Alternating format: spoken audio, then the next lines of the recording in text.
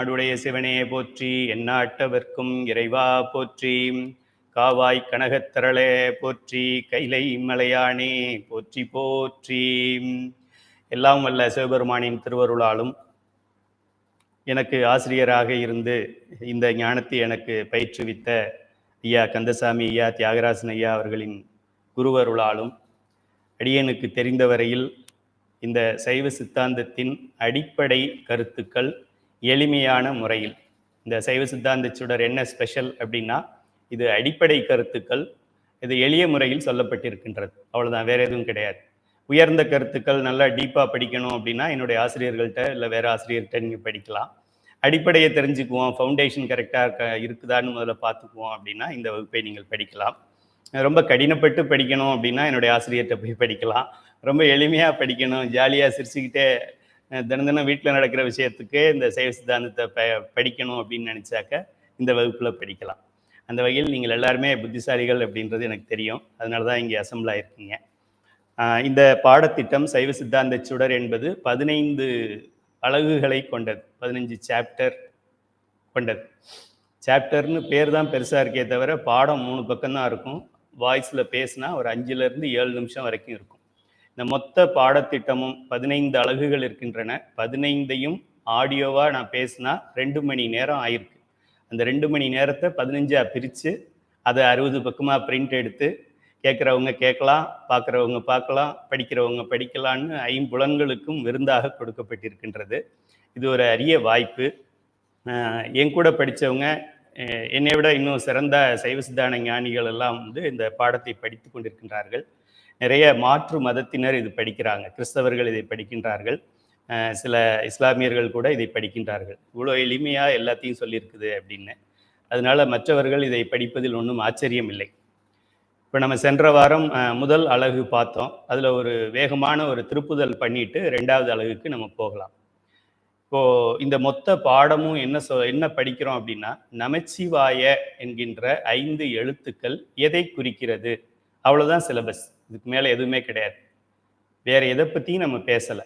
ந என்பது என்ன, ம என்பது என்ன, சி என்பது என்ன, வ என்பது என்ன, ய என்பது என்ன, இந்த 5க்கும் என்ன என்ன என்னன்னு நான் சொல்கிறதுக்கு இவ்வளோ மெட்டீரியல் இருக்குது. இந்த மாதிரி 1300 பக்கம் இருக்குது. இது கூட ஃபுல் கிடையாது, இது போக இன்னும் 10,000 பக்கம் இருக்குது. இருந்தாலும் நம்ம ஒரே ஒரு கயிறை எடுத்துக்கிட்டு கொஞ்சம் தூரம் போய் தெரிஞ்சுக்கிட்டு இருக்கோம். மீதியெல்லாம் பெருமான் நமக்கு பின்னாடி உணர்த்துவார். ஆக இது நமச்சிவாய நமச்சிவாய நமச்சிவாய இப்போ தான் யோசிக்கிறேன் நான். அந்த பாதி பாடும்போது தான் எனக்கு ஞாபகம் வந்தது, இது ஏன் நமச்சிவாய பதிகம் இப்போ தோணுச்சு இன்னைக்கு அப்படின்னு சொல்லி. கொடுமுடி அம்மாவை பார்த்து கொடுமுடியை பற்றி சொல்லி, நற்றவா உனை நான் மறக்கினும் சொல்லும் நான் நமச்சிவாயவே அப்படிங்கிறது பாதி அந்த பாடலை படிக்கும்போது தான் எனக்கு தெரிஞ்சது இந்த பாடம் தான் அங்கே இருக்குது அப்படின்னு சொல்லி. ஆக மாணவர்கள் அனைவரும் நீங்கள் பட்டம் வாங்கினாலும் வாங்காட்டியும் இன்று முதல் எப்போதும் நமச்சிவாய நமச்சிவாய நமச்சிவாய நமச்சிவாயன்னு சொல்லிக்கிட்டு இருக்கணும். ஐயா நான் பஸ்ஸில் உட்காந்துருக்கேன் சொல்லிக்கிட்டு இருக்கணும், நான் தோட்டத்தில் இருக்கேன் சொல்லிக்கிட்டு இருக்கணும். எங்கே எந்த நிலையில் நாம் இருந்தாலும், இன்னும் சில உதாரணங்களை நான் சொல்ல விரும்பலை, எங்கே இருந்தாலும் நமச்சிவாயை சொல்லிக்கிட்டு இருக்கணும். இந்த நாக்கும் வாயும் மனமும் கொடுத்தது இந்த நமச்சிவாயத்தை சொல்லுவதற்கு மட்டுமே. மற்றதெல்லாம் சைடு பிஸ்னஸ், இதுதான் மெயின் பிஸ்னஸ். இப்போ நிறைய உங்களுக்கு தெரியும், ஒரு நிறுவனத்தில் வேலை செய்வாங்க, அரசு அலுவலகத்தில் வேலை செய்வாங்க, அது அவங்களுக்கு மெயின் பிஸ்னஸ். சைடு பிஸ்னஸ் ஏதாவது கடை வச்சுருப்பாங்க, வட்டிக்கு கொடுத்து வாங்குவாங்க, சீட்டு போடுவாங்க, எல்ஐசி போடுவாங்க, அது சைடு பிஸ்னஸ். எது மெயின் பிஸ்னஸ் எது சைடு பிஸ்னஸ்ன்னு தெரிகிறது தான் பகுத்தறிவு. ஒன்றுமே தெரியாததுக்கு பேர் பகுத்தறிவு கிடையாது. மெயின் பிஸ்னஸ் நமச்சிவாய சொல்கிறது, சைடு பிஸ்னஸ் சாப்பிட்றது, தூங்குறது, மற்ற இனப்பெருக்கம் பண்ணுறது. இது தெரிஞ்சுக்கிட்டா இந்த பிறவியில் நம்ம தெரிஞ்சிக்க வேண்டியதை தெரிஞ்சுக்கிட்டோன்னு அர்த்தம். இதுக்கு மேலே ஒன்றும் கிடையாது. 100,000 முறை உன்னுடைய திருநாமத்தை சொல்ல வேண்டும்னு சொல்லி 82 வயது கிழவன் சொல்கிறார். நமக்கெல்லாம் 52 வயது தான் ஆகுது. இன்னும் தாராளமாக 100, 100,000 என்ன 200, 200,000 முறை நம்ம சொல்லலாம். என்ன கெட்டு போச்சு? ஆக நமச்சிவாய அப்படின்னு சொன்னாலே, இந்த நமச்சிவாயன்னு நான் சொல்லும்போது என்ன சத்தம் வருதோ, இன்னும் ஒரு உலகத்தை படைக்கக்கூடிய வைப்ரேஷன் இந்த சத்தத்தில் இருக்கின்றது. அப்படிங்கும்போது இதை எங்கே இந்த சத்தம் வந்து கொண்டிருக்கின்றதோ, அது யார் வாயிலிருந்து இருந்தாலும் சரி, பெண் வாய், ஆண் வாய், குழந்தையோடைய வாய், பெரியவங்களுடைய வாய், இந்துவோட வாய், முஸ்லீமோட வாய், எதுவாக இருந்தாலும் சயின்டிஃபிக்கலா நமக்கெல்லாம் சயின்டிஃபிக்கலான்னு சொன்னாதான் நமக்கு தலைக்கு ஏறும். சயின்டிஃபிக்காவே இந்த சத்தம் உலகத்தை உண்டாக்குறது, இந்த சத்தம் தான் பிரபஞ்சத்தை இயக்குகிறது. நமச்சிவாய என்கிறது தான் ஓம்கார மந்திரம். ஓம்கார மந்திரத்திலிருந்து தான் உலகம் தோன்றியது அப்படின்னு சயின்டிஃபிக்கலாவே சொல்றாங்க. நமக்கு அப்படி சொன்னாதான் இனிக்குது. இது சைவ சித்தாந்தத்துல சொல்லியிருக்காங்கன்னா ஏதோ முட்டா பசங்க சொல்லியிருக்காங்கன்னு நினைக்கிறோம். சயின்டிஃபிக்கா சயின்டிஸ்ட் சொல்லியிருக்காங்க அப்படின்னா ஓகே, சயின்டிஸ்ட் பெரிய எங்க நந்தியம் பெருமானை விட பெரிய ஆளு பாருங்க. அப்படின்னா எதுக்கு திருப்பதி கோயிலில் கொண்டு போய் இன்சாட் 1C வச்சு சாமியை கும்பிட்டுட்டு வர்றாங்க? ஓகே, ஸோ சயின்டிஃபிக்கா இந்த நமச்சிவாய நமச்சிவாய நமச்சிவாய நமச்சிவாய நமச்சிவாய நமச்சிவாய நேரம் கிடைக்கும் போதெல்லாம், வாய்ப்பு கிடைக்கும் போதெல்லாம் நமச்சிவாய சொல்லிக்கிட்டே இருக்கணும். சைவ சித்தாந்தம் படிச்சு பட்டம் வாங்குறமோ இல்லையா, இது ஒன்றை கத்துக்கிட்டாலே போறோம். தூளம் என்று சொல்வார்கள், வெளியில சத்தம் வர்ற மாதிரி நமச்சிவாய நமச்சிவாய நமச்சிவாய நமச்சிவாய என்று சொன்னால் 1 கிலோ பலன்னு வச்சுக்கங்க. ஒரு எக்ஸ் பெனிஃபிட் என்றால் அதை சத்தம் வெளியில வராம கொஞ்சம் நம்ம லிப்ஸோட அப்படி சொல்லிக்கிட்டு இருந்தாக்க ஒரு 100x பெனிஃபிட், 100 கிலோ பலன். அந்த உதடும் அசையாம ஆனா நமச்சிவாய சொல்லிக்கிட்டு இருக்கணும். அப்படி சொன்னா 1000 மடங்கு பலன். அதனால எது உங்களுக்கு வேணுமோ அதை நீங்க ஃபாலோ பண்ணிக்கலாம். இந்த நமச்சிவாய அப்படிங்கிறது என்ன அப்படின்னா, சிவபெருமானுடைய பெயரும் கூட நமச்சிவாய தான். இப்போ எனக்கு ஒரு பெயர் இருக்கு, உங்களுக்கு ஒரு பெயர் இருக்கு. அதுபோல சிவபெருமானுக்கு 1000 நாமங்கள் இருக்கு. அதுல ஒரு நாமம் நமச்சிவாயம். நாதன் நாமம் நமச்சிவாயவே அப்படின்னு சொல்லியிருக்கிறாங்க. இந்த நம சிவய என்பது தான் இந்த உலகத்தில் இருக்கின்றது. இதை தவிர வேறு எதுவும் இல்லை. இதில் எதுவும் குறைவும் இல்லை, இதை விட அதிகமாக எதுவும் இல்லை. இது நமக்கு தெளிவாயிடுச்சுன்னா சைவ சித்தாந்தத்தில் 60% படிச்சிட்டோன்னு அர்த்தம். எவ்வளோ ஒரு எளிமையான வகுப்பு பாருங்க. இது மாதிரி எளிமையாக வேற எங்கே படிக்க முடியும்? நீங்கள் யார்கிட்ட வேணாலும் சொல்லி பாருங்க. பெரிய சைவ சித்தாந்த ஞானிகிட்ட சொல்லுவாங்க, நமச்சிவாயங்கிறதுக்கு எனக்கு பொருள் தெரிஞ்சிருச்சு, இப்போ நான் சைவ சித்தாந்தத்தில் எந்த அளவுக்கு படிச்சிருக்கேன்னு கேளுங்க. 99% படிச்சுட்டேன்னு சொல்லுவார், பொருள் தெரிஞ்சிருந்தால். இதை தவிர வேற எதுவுமே கிடையாது. சிவபெருமானே வந்து உங்களுக்கு அடுத்த தடவை யூடியூப்ல கிளாஸ் எடுத்தாலும் இந்த சிலபஸ் தவிர சிவபெருமானே மாற்ற முடியாது சிலபஸ். ஏன்னா இதுதான் அவர் பேர் இதுதான். அதனால சிவபெருமான் வந்து எடுத்தாக்க வேற மாத்திருப்பாரு அப்படிலாம் கிடையாது. மாணிக்க வாசகருக்கு சிவபெருமான் என்ன சொன்னார் திருப்பெருந்துறையில? இதை தவிர வேற எதையும் சொல்ல முடியாது அவரால். சொல்லணும்னு நினைச்சாலும் முடியாது. அப்படிப்பட்ட ஒரு மகா மந்திரத்தை நமக்கு இந்த வாழ்க்கையில் திருநீர் அணியறதுக்கும் உருத்ராக்கம் அணியறதுக்கும் இந்த மந்திரத்தை சிவபெருமானுடைய பெயரை சொல்லி கூப்பிடுவதற்கு நமக்கு ஆத்தரைசேஷன் கொடுத்துருக்காங்க. பச்சை இங்கில கையெழுத்து போடுறதுனாலே அரசு அதிகாரிகளுக்கு பெரிய கனவு அது. 35 வருஷம் வேலை செஞ்சிருப்பான், பச்சை இங்கில கையெழுத்து போட்டால் ஜெயிலில் போட்டுருவாங்க. வீட்டில் கூட போட முடியாது, பிள்ளையோட நோட் புக்கில் கூட பச்சை இங்கில போட முடியாது. ஆனால் சிவபெருமானையே நமச்சிவாயம் அப்படின்னு கூப்பிடலாம். நம்ம கூப்பிட சொல்லி சொல்கிறாங்க. நம்ம எவ்வளோ பெரிய பாக்கியசாலிகள்னு பாருங்க. இந்த நம சிவாய அப்படிங்கிறது என்ன அப்படிங்கிறத நம்ம தெரிஞ்சுக்க போகிறோம். இதுக்கு பேர் சைவ சித்தாந்தம்னு சொல்கிறாங்க. அது சைவமா அசைவமாங்கிறத பற்றி நமக்கு கவலை கிடையாது. நமக்கு இது வாழ்க்கை கல்வி அப்படிங்கிறத சென்ற வகுப்பில் பார்த்தோம். பிறந்திருக்கோம், ஒரு நாள் போக போகிறோம், நடுவில் வாழ்கிறோம். ஸ்டார்டிங் ஒன்று இருக்குது, டேட் ஆஃப் பர்த் ஒன்று இருக்குது, டேட் ஆஃப் டெத் ஒன்று இருக்குது, நடுவில் கொஞ்ச நாள் வாழ்கிறோம். இந்த வாழ்கின்ற காலம், இந்த வாழ்கின்ற வாழ்க்கைக்கு இந்த நமச்சிவாய நமக்கு பயன் இருக்கா இல்லையா? இதை அனுபவபூர்வமாக பார்க்கறது தான் இந்த சைவ சித்தாந்த சுடர். அறிவுபூர்வமாகவோ இல்லை வெறும் தியரியா பார்க்கறது கிடையாது. இதுதான் கடைசியில் உங்களுக்கு அசைன்மெண்ட் எல்லாம் வேற கொடுக்குறோம். எங்கே கொடுக்குறாங்க அசைன்மெண்ட்? ஆன்லைன் கிளாஸ்க்கு அசைன்மெண்ட் எங்கேயாவது இருக்கா? உலகத்தில் எங்கேயுமே கிடையாது. ஆக இந்த அப்படியே அவ்வளோ பெரிய உயர்ந்த ஞானம் நமக்கு எங்கேருந்து வந்தது அப்படின்னாக்க, இது சிவபெருமானே நமக்கு கொடுத்து அனுப்புனது. இப்போ நம்ம ஒரு கொரியரில் அனுப்பணும் அப்படின்னா அந்த கொரியர்காரர் கொண்டு வந்து நம்ம வீட்டில் கொடுத்துட்டு போய்ட்றாரு. மணி ஆர்டர் அனுப்பணும் அப்படின்னா அந்த போஸ்டல் ஆஃபீஸில் அங்கங்கே மாறி நம்ம வீட்டில் கொண்டு வந்து கையெழுத்தை வாங்கி பணத்தை கொடுத்துட்டு போயிடுறாங்க. அதுபோல் சிவபெருமான் நமக்கு பண்ணின மணி ஆர்டர் நமக்கு இப்போ வந்திருக்குது. நடுவில் சில போஸ்ட்மேன்கள் இருக்கிறாங்க. அந்த போஸ்ட்மேன்கள் நான் உதாரணத்துக்காக சொல்கிறேன், தவறாக எடுத்துக்கொள்ள வேண்டாம்.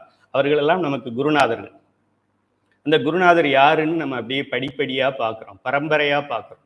சிவபெருமான் நந்தியம்பெருமானுக்கு சொன்னார், நந்தியம்பெருமான் சனத்குமாரருக்கு சொன்னார், சனத்குமாரர் சத்தியஞான தரிசனிக்கு சொன்னார், சத்தியஞான தரிசனிகள் பரஞ்சோதி முனிவருக்கு சொன்னார், பரஞ்சோதி முனிவர் மெய்கண்டாருக்கு சொன்னார், மெய்கண்டாருக்கிட்ட நமக்கு சிவஞான போதம் புத்தகம் வந்து விட்டது. இன்னும் நம்ம அந்த முறைப்படி நம்ம யாரு புறச்சந்தான குறவர்கள் அப்படின்னு பார்க்கணும் அப்படின்னா இன்னைக்கு பாடம் அதுதான். மெய்கண்டார் அருணந்தி சிவத்துக்கு சொன்னார், அருணந்தி சிவம் மறைஞான சம்பந்தருக்கு சொன்னார், மறைஞான சம்பந்தர் உமாபதி சிவத்துக்கு சொன்னார், உமாபதி சிவம் இன்னும் 2 பேருக்கு சொன்னார். அவர் திருவாவடுதுறை ஆதின குரு முதல்வராகிய நமச்சிவாயமூர்த்திக்கு சொன்னார். அப்படியே 2வது சன்னிதானம் 3வது சன்னிதானம் இன்னைக்கு 24வது சன்னிதானம் இருக்கிறாங்க. அவங்க எனக்கு சொன்னாங்க. எனக்கு தலையில துண்டை போத்தி என் கண்ணுக்கு நேராக பார்த்து என்னை தொட்டு என் காதில் ஒரு மந்திரத்தை சொன்னாங்க. இதான் உனக்கு கயிறு, இந்த கயிற்றை பிடிச்சிக்கிட்டு ஏறிடு, கரை ஏறிடு, ஹெலிகாப்டர்லேருந்து வந்திருக்கு இந்த கயிறு, லேட் பண்ணாத அப்படின்னு சொல்லியிருக்கிறாங்க. ஆக இந்த சைவ சித்தாந்தம் என்ற பெயருடைய பாடம் நம்முடைய வாழ்க்கை கல்வி. வாழ்க்கை என்ன, ஏன் பிறந்தோம், எதுக்கு பிறந்தோம், எப்படி பிறந்தோம், இன்னும் எத்தனை முறை பிறக்கணும், எத்தனை முறை பிறந்தோம், நம்ம எதுக்காக வாழணும், எதுக்காக பிறவி எடுத்தோம், எப்படி இறப்போம், எங்கே இறப்போம், எதுக்காக இறப்போம், பிறக்கும்போது எதை கொண்டு வந்தோம், போகும்போது எதை கொண்டு போக போகிறோம், நம்மளை பற்றி முழுவதும் ஸ்கேனு, எக்ஸ்ரே, இசிஜி, எம்ஆர்ஐ, சயின்ஸில் இல்லாத இன்ஸ்ட்ருமெண்ட்டை வச்சு தான் நம்ம பார்க்க போகிறோங்க. இதனால தான் சயின்டிஃபிக்காக சைவ சித்தாந்தத்தை அளக்கக்கூடாது. சயின்டிஃபிக்காக பார்த்தா எக்ஸ்ரேல உயிர் தெரியாது. உடனே டாக்டர் என்ன சொல்லுவார், ரேடியாலஜி படித்தவர்கிட்ட உயிர் இருக்கான்னு கேளுங்க, இல்லைன்னு சொல்லுவார். எலும்பு இருக்கா கேளுங்க, இருக்கு சொல்லுவார். ஏன்? எக்ஸ்ரேல இருக்கு, அதனால இருக்கு. உயிரும் இல்லை, உனக்கு உயிர் இல்லை சொல்லுவார். உங்களுக்கு இருக்கா? எனக்கும் இல்லை. ஏன்? எக்ஸ்ரேல தெரியல. இதுதான் சயின்டிஃபிக். இசிஜியில் தெரியல, அதுதான் சயின்டிஃபிக். செத்து போனவன் ஏன் செத்து போயிட்டான்? உயிர் போயிடுச்சா இல்லையா? உயிர் போகலை, மூச்சு நின்றுச்சு. உயிர் இருந்தால் மூச்சு இருக்கும், உயிர் இல்லைன்னா மூச்சு இருக்காது. மூச்சு இருந்தால் உயிர் இருக்கு அப்படி கிடையாது. மூச்சு ஒரு சிம்டம், அது உயிர் இருக்குங்கிறதுக்கு ஒரு அடையாளம். இந்த அளவில் நாம் பயில்வது வாழ்க்கை கல்வி என்பதை அவசியம் அனைவரும் தெரிந்து கொள்ள வேண்டும். இந்த ஞானத்தை நமக்கு மெய்கண்டார்கிட்ட நமக்கு கிடைச்சிருக்கு. திடீர்னு ஒருத்தரை மெய்கண்டார்னு ஒருத்தரை சொல்கிறோமே அப்படிங்கிறதுனால அந்த மெய்கண்டார் யார் அப்படிங்கிறத பற்றி ஒரு அறிமுகம் கொடுத்தோம். மெய்கண்டாருடைய பெற்றோருக்கு அவங்க அச்சுத கலப்பாளர் மங்களாம்பிகை என்கின்ற தம்பதியர். அவங்களுக்கு கல்யாணம் ஆகி ரொம்ப வருஷம் குழந்தை பிறக்கலை. அவங்களுடைய குருநாதராகிய அருணந்தி சிவத்துக்கிட்ட போயிட்டு, ஐயா இதுக்கு ஏதாவது பரிகாரம் இருக்கா, என்ன பண்ணணும், இவ்வளோ கஷ்டப்படுறமே, எங்களுக்கு ஒரு வாய்ப்பு இல்லையா இந்த வாழ்க்கையில் அப்படின்னு கேட்குறாங்க. அவர் ஒரு ஏடு சாத்தி பார்த்தல்னு சொல்லுவாங்க, கயிறு சாத்தி பார்த்து மாதிரி ஒரு கயிறு இருக்குது. தேவார புத்தகத்தில் அப்படி உள்ளே நுழைக்கிறாரு. அப்படி உள்ளே நுழைச்சி அப்படி எடுத்து பார்க்குறாங்க. இது திருஞான சம்பந்த பெருமான் திருவெண்காடு அப்படிங்கிற தலத்தில் பாடிய பாடல் அதில் வருது. உடனே அவர் என்ன சொல்கிறாரு, அருணந்தி சிவம், நீங்கள் அந்த திருவெண்காடுங்கிற ஊருக்கு போங்க, அங்கே சாமி இருக்காரு, அங்கே முக்குளங்கள் இருக்குது, அங்கேயே தோட்டம் இருக்குது, அங்கே போயிட்டு அங்கே இருக்கிற பூக்களை எல்லாம் பறித்து சாமிக்கு வழிபாடு செய்யுங்க, இந்த பதிகத்தை நீங்கள் மனப்பாடம் ஆகிற அளவுக்கு படிங்க. சென்ற வகுப்பில் நான் ஒரு குறிப்பு சொன்னேன், இதை படித்தா சத்தியமாக குழந்தை பிறக்கும்னு சொன்னேன். அதுக்கப்புறம் எனக்கு ஒரு 10 பேர் தன்னுடைய சொந்த செய்தியை அப்படியே ஓப்பனாக அனுப்பியிருக்கிறாங்க. இத்தனை வருஷம் எங்களுக்கு குழந்தை இல்லாமல் இருந்தது, அப்புறம் நாங்கள் இத்தனை தடவை இந்த கோயிலுக்கு போனோம், இப்படி பண்ணணும் அப்படி பண்ணணும்னு விளக்கமாக எனக்கு கொடுத்துருக்குறாங்க. ஒன்று மட்டும் சாம்பிளுக்கு குரூப்பில் ஃபார்வர்ட் பண்ணேன், மற்றதை பண்ணலை. கண் காட்டு நுதலானும் கனல் காட்டும் கையானும் பெண் காட்டும் உருவானும் பிறை காட்டும் சடையானும் பண் காட்டும் இசையானும் பயிர் காட்டும் புயலானும் வெண்காட்டில் உறைவானும் விடை காட்டும் கொடியானே பெயடையா பிரிவெய்தும் பிள்ளையினோடு உள்ள நினைவு ஆயினவே வரம் பெறுவர் ஐயுற வேண்டா ஒன்றும் அப்படின்னு சொல்லி இந்த மெய்கண்டாருடைய அப்பாவும் அம்மாவும் தினந்தோறும் காலையில் 6 மணி, மதியம் 12 மணி, மாலை 6 மணி நம்ம பஞ்சபுராணம் பாடுறமே முப்பொழுதும், இந்த முப்பொழுதும் அவசியம் பாடியிருக்கிறாங்க. இது போக 108 முறை 1008 முறை தினந்தோறும் அந்த பாட்டை பாடியிருக்கிறாங்க, தினந்தோறும் வழிபட்டிருக்கிறாங்க. இப்போ சிவபெருமானே அவங்க கனவுக்கு வந்துட்டார். இப்போ எவ்வளோ தூரம் பாடியிருப்பாங்க, நாக்கு கிழிஞ்சிருக்கும் அவங்களுக்கு இந்த பாட்டை பாடி கண்காட்டு நுதலானும் தூங்கும்போது கூட பாடிக்கிட்டே இருந்திருப்பாங்கன்னு நினைக்கிறேன். அப்படி யாருக்காவது நீங்கள் பாடி நம்பிக்கை வைத்து பாடி குழந்தை பிறக்கவில்லை என்றால் எனக்கு வாட்ஸ்அப் கொடுங்க, நான் திருவெண்காட்டு பெருமானுக்கு அனுப்புகிறேன். சுவேதவன பெருமாள் அங்கே இருக்கிறவர் இந்த மாதிரி ஒருத்தர் இன்னும் குறையோடு இருக்கார், நம்பிக்கையோடு பாடணும். அந்த அளவில் பெருமான் என்ன சொல்கிறாரு, கனவில் தோன்றி உங்களுக்கு உங்களுடைய பிரார்த்தம் என்று சொல்லுவோம். பல வினைகள் இருக்கின்றதே, அதிலிருந்து இந்த பிறவிக்கு நீங்கள் எடுத்துக்கிட்டு வந்த வினைப்படி உங்களுக்கு குழந்தை கிடையாது. இருந்தாலும் இந்த பாடலை பாடினால் குழந்தை பிறக்கும் என்று திருஞான சம்பந்த பெருமான் சொல்லிட்டான். அதனால நீங்கள் பாடிட்டீங்க. இப்போ எனக்கு வேற வழி இல்லை. அதனால திருஞான சம்பந்த பெருமானை போலவே அவன் மேலே நம்பிக்கை வச்சு பாடினதுனால, இந்த பதிகத்து மேலே நம்பிக்கை வச்சதுனால நான் உங்களுக்கு குழந்தையை தருகிறேன் என்று ஒரு குழந்தையை அருளுகிறார். அந்த குழந்தை தான் மெய்கண்டார். மெய்கண்டார் குழந்தை திருவெண்ணைநல்லூரில் ரோட்டில் விளையாண்டுக்கிட்டு இருக்கு. மேலே பரஞ்சோதி முனிவர் பறந்து போகிறார். அவர் கைலாய மலையிலிருந்து அகத்தியர் பெருமான் இருக்கின்ற பொதிகை மலையை நோக்கி போகும்போது அவருக்கு கீழே இழுக்குது வண்டி. நமக்கு வண்டி டயர் பஞ்சர் ஆயிடுச்சுன்னா நகர மாட்டேங்குது இல்லையா? அதுபோல் அவருடைய புஷ்ப விமானம் கீழே ஏதோ இருக்குது, இதுக்கு தான் நீ வந்தது, அகத்தியரை பார்க்குறியோ பொதிகைக்கு போறியோ அதெல்லாம் அடுத்தது, உன்னை அனுப்புனது இதுக்கு தான், கீழே ஒரு குழந்தை இருக்குது, அதுக்கு மெய்ஞானத்தை ஊட்டு என்று சிவபெருமான் அவருக்கு குறிப்பு கொடுக்க கீழே இறங்கி அந்த குழந்தைக்கு காதில் மந்திரத்தை ஓதுகிறார். இதுதான் உண்மை அப்படின்னு சொல்கிறார். என்ன சொல்லியிருப்பாரு? நல்லா யோசிச்சு பாருங்க. சிவபெருமானே சொன்னாலே நமச்சிவாயத்தான் சொல்லணும். பரஞ்சோதி முனிவர் மட்டும் மாத்தியா சொல்ல முடியும்? பரஞ்சோதி முனிவருக்கு யார் சொன்னது? சிவபெருமான் அந்தியம் பெருமானுக்கு சொல்லி, சனத்குமாரருக்கு சொல்லி, சத்தியஞான தரிசனிக்கு சொல்லி இவருக்கு வந்திருக்குது இது அப்படின்னு இவர் எப்படி சிலபஸை மாற்ற முடியும்? மெய்கண்டார் மட்டும் எப்படி மாற்ற முடியும்? அவர் என்ன சொல்றாரு அதுதான் இவர் சொல்லணும். நமச்சிவாய என்கிறதை தவிர இந்த உலகத்தில் சைவ சித்தாந்தத்தில் சிலபஸே கிடையாது. இது புரியலைன்னா நிறையா படிக்கணும். இது புரிஞ்சிருச்சுன்னா இதோட விட்டுறலாம். அப்படி அந்த குழந்தைக்கு திருநாமம் சூட்டி இந்த மெய்யை கண்டுகொண்டார், அத்வைதம் என்று சொல்லக்கூடிய மெய்யை கண்டுகொண்டார் அப்படிங்கிறதுனால தன்னுடைய குருநாதராகிய சத்தியஞான தரிசினிகள் அப்படிங்கிற ஒரு வடமொழி பெயரை இந்த குழந்தைக்கு மெய்கண்டார் என்று திருநாமத்தை சூட்டுகின்றார். அந்த மெய்கண்டார் தான் நமக்கு இந்த காலத்தில் 13ஆம் நூற்றாண்டில் இந்த அருமையான இந்த ஞானத்தை நமக்கு கொடுத்து சரியை கிரியை யோகம் ஞானம் என்ற 4வது படிநிலையை எட்டுகின்ற மாணவனுக்கு இந்த சாப்பிட்டுக்க அப்படின்னு சொல்லி நமக்கு வழங்கி இருக்கிறார்கள். அதைத்தான் நாம் சென்ற வகுப்பில் பார்த்தோம். இப்போது அலகு 2க்கு வருவோம். இப்போதான் பாடத்துக்கே வர்றோம். இப்போ நமச்சிவாய என்பதின் 5 எழுத்துக்களும் என்ன பொருளை குறிக்கின்றது என்று சிந்திப்போம். இதுதான் நம்ம மொத்த பாடமுமே. வழி தெரியாத இடத்துக்கு போக கூகுள் மேப் உதவுவது போலவும்.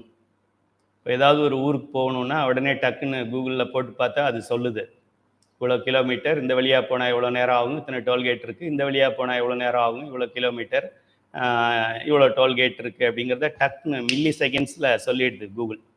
அப்படி எப்படி அந்த கூகுள் மேப்பை வச்சுக்கிட்டே நம்ம அப்படியே இப்போ தெரியாத ஒரு இடத்துக்கு கூட போய் சேர்ந்துடும்.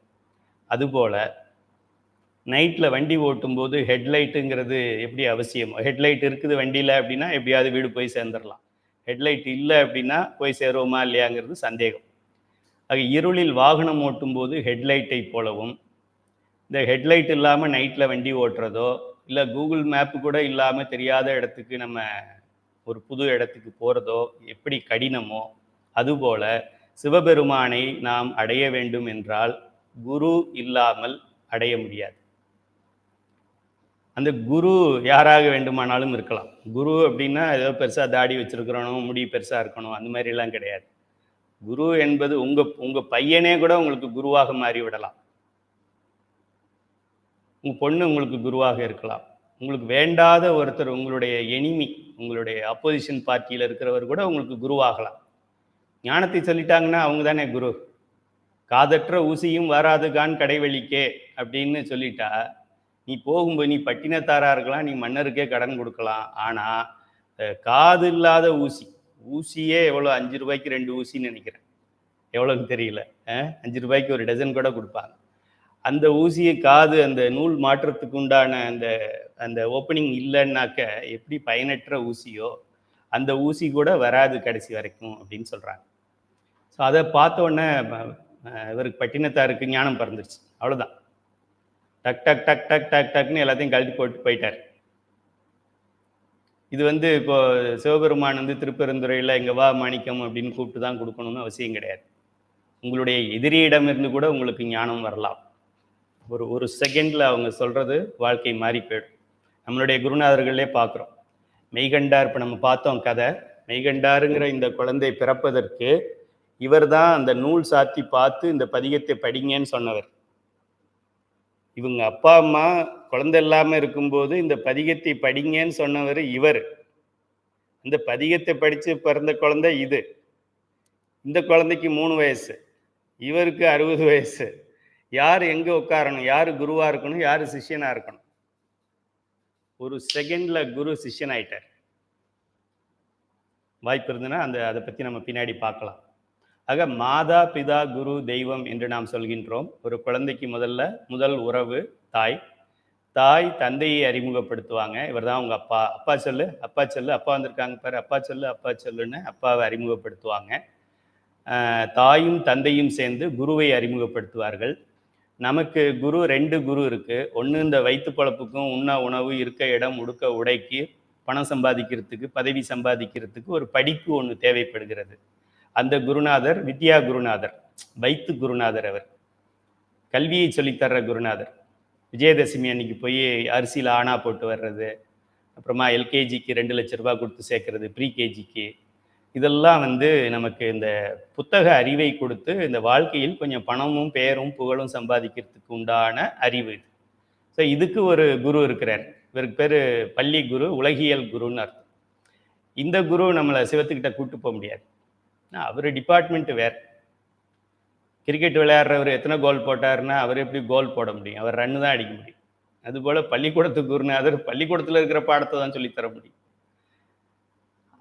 உடலுக்கு சொல்லித்தர முடியும். உயிருக்கு யாராவது ஒரு குருநாதர், இந்த உயிரை காப்பாற்றுகின்ற குருநாதர் யாராவது இருக்காங்கன்னா அவங்க தான் ஞான குரு. நமக்கு அந்த குருவை இந்த குருவும் சேர்ந்து அறிமுகப்படுத்தி வைக்கலாம். பெற்றோரும் அறிமுகப்படுத்தலாம். 7 வயதில் அதை பண்ணிடுவாங்க. குழந்தைக்கு புண்ணியதானம்னு நினைக்கிறேன். அது 7 வயதில் அதை பண்ணுவாங்க. 7 வயதில் எல்லா குழந்தைகளும் சமய தீட்சை பெற வேண்டும். எனக்கு 70 வயசு ஆயிடுச்சு, இன்னும் நான் வாங்கலை. 7 வயதில் வாங்கணும். 3 பொழுதும் வழிபட வேண்டும். மாதா பிதா குரு, குருவில் 2 குரு பார்த்தோம். ஒன்று உலகியல் குரு, இன்னொன்று அருளியல் குரு. உலகியல் குரு இந்த உடல் வளர்க்கறதுக்கு கவலைப்படுவார். அருளியல் குரு இந்த உயிரை வளர்ப்பதற்கு கவலைப்படுவார். உயிரும் வளரணும், உடலும் வளரணும், அதுதான்டா வளர்ச்சி. பழைய சினிமா படத்தில் ஒரு பாட்டு, ஆளும் வளரணும், அறிவும் வளரணும், அதுதான்டா வளர்ச்சி. வெறுமனே ஆள் மட்டும் வளர்ந்து பிரயோஜனம் இல்லை, அறிவும் வளரணும் அப்படின்னு சொல்கிறது போல் ஆளும் வளரணும், அறிவும் வளரணும்னா என்ன? இந்த வித்யா குரு கிட்டவும் கற்றுக்கணும், ஞான குரு கிட்டையும் கற்றுக்கணும். அதை விட்டுறக்கூடாது. இதுலேயே நான் பிகாம் படித்தேன், அப்புறம் எம்காம் படித்தேன், அப்புறம் எம்பிஏ ஃபினான்ஸ் படித்தேன், அப்புறம் எம்ஃபில் படித்தேன், அப்புறம் பிஹெச்டி படித்தேன், அப்புறம் டபுள் பிஹெச்டி படித்தேன், அப்புறம் ஃபெல்லோ மெம்பர்ஷிப் படித்தேன், அப்புறம் புஷ்குன்னு போயிட்டேன். அடப்பாவி, இதுக்கா மனித பிறவி எடுத்தது? கரப்பாம்பூச்சியாக வந்திருந்தா கூட ஒரு நாள் பிறந்துட்டு இறந்துருக்கலாமே. அரிது மானிடராய் பிறத்தல் அரிதுங்கிறது எதுக்கு? எம்ஏ எம்காம் மட்டும் படிச்சுட்டு போகிறதுக்கா? அதை படிக்கணும் உயிர் வாழ்கிறதுக்கு, உலகியலுக்கு. ஆனால் முக்கியமாக படிக்க வேண்டியது இந்த உயிர்னா என்ன, எங்கேருந்து வந்தது, எங்கே போகுது, எப்படி வந்தது, எப்படி போகுது, யார் கூட்டிகிட்டு வந்தாங்க, யார் கூட்டிகிட்டு போவாங்க, நடுவில் எங்கே இருக்குது, காலையில் எங்கே இருக்குது, சாயங்காலம் எங்கே இருக்குது, இருக்குதா இல்லையா, அது எவ்வளோ சைஸில் இருக்குது, அது என்ன கலரில் இருக்குது, அதை யார் உள்ளே வச்சுருக்காங்க, யார் வெளியில் எடுத்துக்கிட்டு போகிறாங்க, அதெல்லாம் தெரிஞ்சுக்காம மற்றது எல்லாத்தையும் நம்ம தெரிஞ்சுக்கிட்டு காலத்தை வீணாக்குகின்றோம். ஆக இந்த ஞான குரு தான் தெய்வத்தை அறிமுகப்படுத்துவார். மாதா பிதா குரு தெய்வம் அப்படிங்கிறது தான் நம்மளுடைய பெரியோர்கள் நமக்கு வகுத்து காட்டியிருக்கின்ற வழிமுறை. இப்போது பக்குவப்பட்ட ஆன்மாக்களுக்கு இறைவனே மானிட சட்டை தாங்கி வருவார். இறைவன் எப்படி நமக்கு ஞானம் கொடுக்க முடியும் இல்லையா? நம்ம மொபைலில் சார்ஜ் பண்ணணும் அப்படின்னா 11,000 கிலோவாட்டுன்னு போகுதில்ல மேலே, இது எலக்ட்ரிக்கல் லைன். அந்த லைன்ல இருந்து அப்படியே அந்த வயரை எடுத்து இதில் கொடுத்தோன்னா என்ன ஆகும்? புஷ்ஷுன்னு போயிடும். ஒரு செகண்ட் நிற்காது. அடாப்டர் இல்லாமல் டைரெக்டாக நீங்கள் இதுக்கு அயன் பாக்ஸுக்கு வர்ற வயரை இதில் கொடுத்தீங்கனாலே போயிடும். இது சும்மா 230 வோல்ட்ஸ். 11,000 வோல்ட்ஸ் எல்லாம் போச்சுனாக்க அப்புறம் இது தாங்காது. ஆக பக்குவம் அடைந்த ஆன்மாக்களுக்கு இறைவனே தட்சிணாமூர்த்தியாக இறங்கி அருள் செய்வார். மற்றவர்களுக்கெல்லாம் நமக்கு ஆதீன குருநாதர்கள் அவங்க நமக்கு தீக்கை கொடுத்து நம்மளை காப்பாற்றுவாங்க. இப்போ குருவே சிவமென கூறினன் நந்தி அப்படின்னு திருமூலருடைய வாக்கு. யார் குருநாதரோ அவர் தான் நமக்கு சிவம் என்று நாம் ஏற்றுக்கொண்டு, குருநாதரை நம்ம கேஜ் பண்ணக்கூடாது. குருநாதர் கற்பா இருக்காரு, குண்டா இருக்காரு, எப்போதும் சிரிக்காம உம்முன்னு இருக்காரு, அப்படிலாம் பார்க்கக்கூடாது. கல்லாளின் புடையம் இருந்து நான்மறை லாலின் விடையமர்ந்து நிறைவேதங்கள் சொல்லாமல் சொன்னவரை நினையாமல் நினைந்து பவர் தொடக்கை வெல்வாம். சரி, அது வேண்டாம். தெளிவு குருவின் திருமேனி காணல். குருவோட திருமேனியை பார்க்க பார்க்க பார்க்க பார்க்க பார்க்க பார்க்க நமக்கு தெளிவு பிறந்துடும். பார்த்துக்கிட்டே இருக்க வேண்டியதுதான். என்ன பண்ணலாம்? இப்போ வெக்கேஷன் வருது, என்ன பண்ணலாம்? போய் குருநாதர் எங்கே இருக்காரோ அவரை போய் நேரடியாக பார்த்துக்கிட்டே இருக்கலாம்.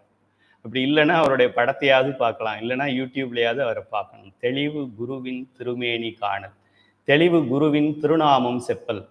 குருநாதருடைய பெயரை சொல்லி கொண்டிருந்தாலே மேலே போயிடலாம். சுந்தரா சுந்தரர் சுந்தரர் சுந்தரர் சுந்தரர் சுந்தரர் சுந்தரர் சுந்தரர் சுந்தரர் சுந்தரர் சுந்தரர்னு அப்படியே நினச்சிக்கிட்டே இருந்துட்டு சுந்தரருக்கு முன்னாடி கைலாயத்துக்கு போயிட்டாரு ஒரு நாயன்மார், உங்களுக்கு தெரியாது. அப்புறம் அப்பூதி அடிகள்ங்கிறவர் நம்மளுடைய ஞானசம்பர் நாவுக்கரசரை பற்றி தெரியாது. ஆனால் திருஞான சம்பந்தர் மடம், திருஞான சம்பந்தர் மடம், பெரிய திருஞான சம்பந்தன், சின்ன திருநாவுக்கரசு, பெரிய திருநாவுக்கரசு, சின்ன திருநாவுக்கரசுன்னு எல்லா இடத்துலையும் திருநாவுக்கரசு சிந்தனையிலேயே அவர் இருந்தார். அவரும் நாயன்மார் ஆயிட்டார். தெளிவு குருவின் திருமேனி காணல், தெளிவு குருவின் திருநாமம் செப்பல், தெளிவு குருவின் திருவார்த்தை கேட்டல். குருநாதர் காதுல வார்த்தை சொல்லணும். இப்போ நான் பேசுறது வார்த்தை, குருநாதர் காதுல சொல்றது திருவார்த்தை. ஏன்னா அது சிவபெருமான் சொல்லி தான் அவர் சொல்லுவார். அவர் திடீர்னு மாற்றிடுவார். நம்ம புது மாணவனாக போய் நிற்போம், அவர் செகண்ட் ஸ்டாண்டர்ட் சிலபஸை கொடுத்துருவார், நமக்கு அந்த மந்திரத்தை கொடுத்துருவார். ஆனால் அவருக்கு தெரியும் இப்போ நீ சின்ன பையனாக இருக்கிற, ஆனால் இதுக்கு முன்னாடி நீ பெரிய ஆளாக இருந்த அப்படிங்கிறது ஞானத்தில் அவர் கண்டுபிடிச்சு நம்ம பக்குவத்துக்கு ஏற்றாற்போல் தீக்கை கொடுப்பார் குருநாதர். தெளிவு குருவின் திருமேனி காணல், தெளிவு குருவின் திருநாமம் செப்பல், தெளிவு குருவின் திருவார்த்தை கேட்டல், தெளிவு குரு குரு சிந்தித்தல் தாமே. அதை சிந்திச்சுக்கிட்டே இருக்கிறதே நமக்கு முக்தியை தரும் எளிமையான ஒரு வழி இது.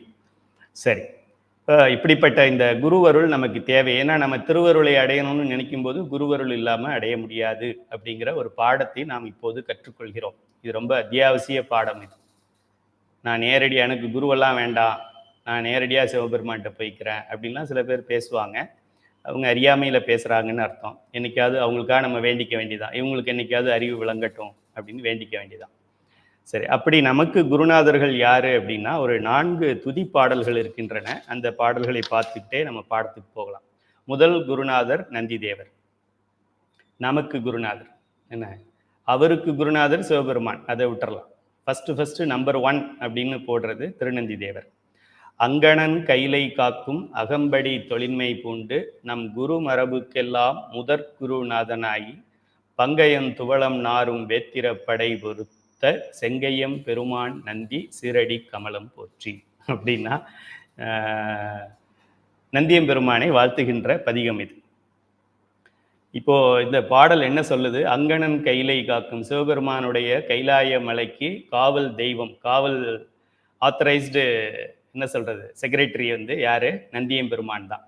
அகம்படி தொழின்மை பூண்டு நம் குரு மரபுக்கெல்லாம் முதற்குருநாதனாகி. இப்போ எனக்கு குருநாதர் குருமகா சன்னிதானம் 24வது குருமகா சன்னிதானம், அவங்களுக்கு குருநாதர் 23, அவங்களுக்கு குருநாதர் 22, அப்படியே 22, 21, 20, 19, 18ன்னு ஒன்றுக்கு அதுக்கப்புறமா இன்னொருத்தருக்கு போயிட்டு இவருக்கு உமாபதி சிவத்துக்கு அப்படி போயிட்டு புறச்சந்தானக்குறவர்கள் முடிச்சுட்டு அப்படியே அகச்சந்தானக்குறவர்கள் 4 பேர் போயிட்டு கடைசியாக நந்தியம் பெருமான்கிட்ட போய் நிற்கும். ஸோ நம்ம யாரு, நம்ம எந்த பரம்பரை அப்படின்னா கைலாய பரம்பரைன்னு சொல்லணும். நீ எந்த பரம்பரையை சேர்ந்தவன் அப்படின்னு உங்களை யாராவது கேட்டா கைலாய பரம்பரையை சேர்ந்தவன். பேருக்கு பின்னாடி மற்ற பட்டத்தெல்லாம் தூக்கி ஓரமா போடு. நெத்தில திருநீரை வச்சு கழுத்துல உருத்திராக்கத்தை போட்டு வாயில நமச்சிவாயத்தை வச்சுக்கிட்டு கைலாய பரம்பரையை சேர்ந்தவன் சொல்லுங்க, அழுத்தி சொல்லுங்க. உன் பாட்டன் யாரு? கைலாயத்திலேருந்து வந்தவன், தைரியமா சொல்லுங்க.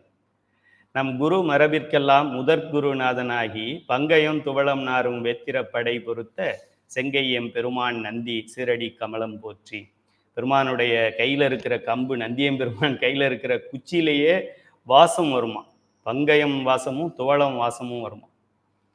அப்போ பூவோட சேர்ந்த நாரும் மனம் பெறும். கையில இருக்கிற குச்சியே மணக்குது அப்படின்னா அப்போ அவர்கிட்ட என்ன மனம் பொருந்தி இருக்கும்னு நீங்க பாருங்க. அப்படிப்பட்ட நம்மளுடைய சிவஞான சுவாமிகள், அதை குறிப்பை எடுத்துக்கங்க, புத்தகத்தில் அதை போடலை. சிவஞான சுவாமிகள் அருளிய பாடல் இது, காஞ்சி புராணத்தில் இருக்கிறது. சிவஞான சுவாமிகள் பற்றி சென்ற வகுப்பில் பார்த்தோன்னு நினைக்கிறேன். விக்ரமசிங்கபுரத்தில் தோன்றியவர்கள். அவங்க மாபாடியம் அப்படின்னு ஒரு உரை எழுதியிருக்கிறாங்க. அதனால் மாபாடியம் தான் நமக்கு டிக்ஷனரி ரெஃபரன்ஸ் புக். திராவிட மாபாடியம் அப்படிங்கிறது அவங்க அருளிய இந்த பாடல் நந்தியம்பெருமானை போற்றி வணங்குவது. முதல்ல நம்ம இதை படிக்கணும். அதுக்கு அடுத்தது அகச்சந்தான குறவர்கள்னு சொல்கிறோம் இல்லையா, அந்த கைலாயத்தை சேர்ந்தவர்கள். நந்தியம்பெருமான் ஒருத்தர், அவர் சொன்ன சனத்குமார், அவர் சொன்ன சத்தியஞான தரிசினி, அவர் சொன்ன பரஞ்சோதி முனிவர். இவங்க 4 பேரும் அகச்சந்தானம்னு பேர். இவங்க நம்ம ஊரில் பிறந்து வளரல, கைலாயத்தை சேர்ந்தவர்கள். அதனால இவங்க இப்போ எப்படி ஃபாரினர்னு சொல்கிறோம் இல்லையா, இவர் மலேசியாக்காரரு, அவர் சுவிட்சர்லாண்ட்காரரு அப்படின்னு சொல்கிற மாதிரி இவங்கெல்லாம் கைலாயக்காரவங்க. அதனால இவங்களை அகச்சந்தான குறவர்கள் அப்படின்னு சொல்கிறோம். குறவர் அப்படின்னா சின்ன ரா, குருவுக்கு போடுறோம் இல்லையா, அந்த சின்ன ரா போடுறோம், பெரிய ரா போட்டுறக்கூடாது, அது ஜாதி ஆயிடும். குறவர்கள்னா குருமார்கள்னு பேர். அகச்சந்தான குறவர்கள். அருள் குலகன் எழில் கைலை முழு காவல் நந்தி பிரான் அடி போற்றி. சிவபெருமானுடைய எழில் வாய்ந்த கைலை மலையை ஃபுல்லி ஆத்தரைஸ்ட், அதாவது முன்னாடி ஒரு வாட்ச்மேன் பின்னாடி ஒரு வாட்ச்மேன், அவன் விடலைன்னா இவனை கேட்டுக்கிட்டு போயிடலாம் அப்படிலாம் கிடையாது. அதாவது கோயிலில் திருவண்ணாமலை கோயில் அங்கங்கே போனீங்கன்னா மெயின் கேட்டில் விட மாட்டான், சைட் கேட்டில் 100 ரூபா கொடுத்தா உள்ளே விட்டுருவோம்.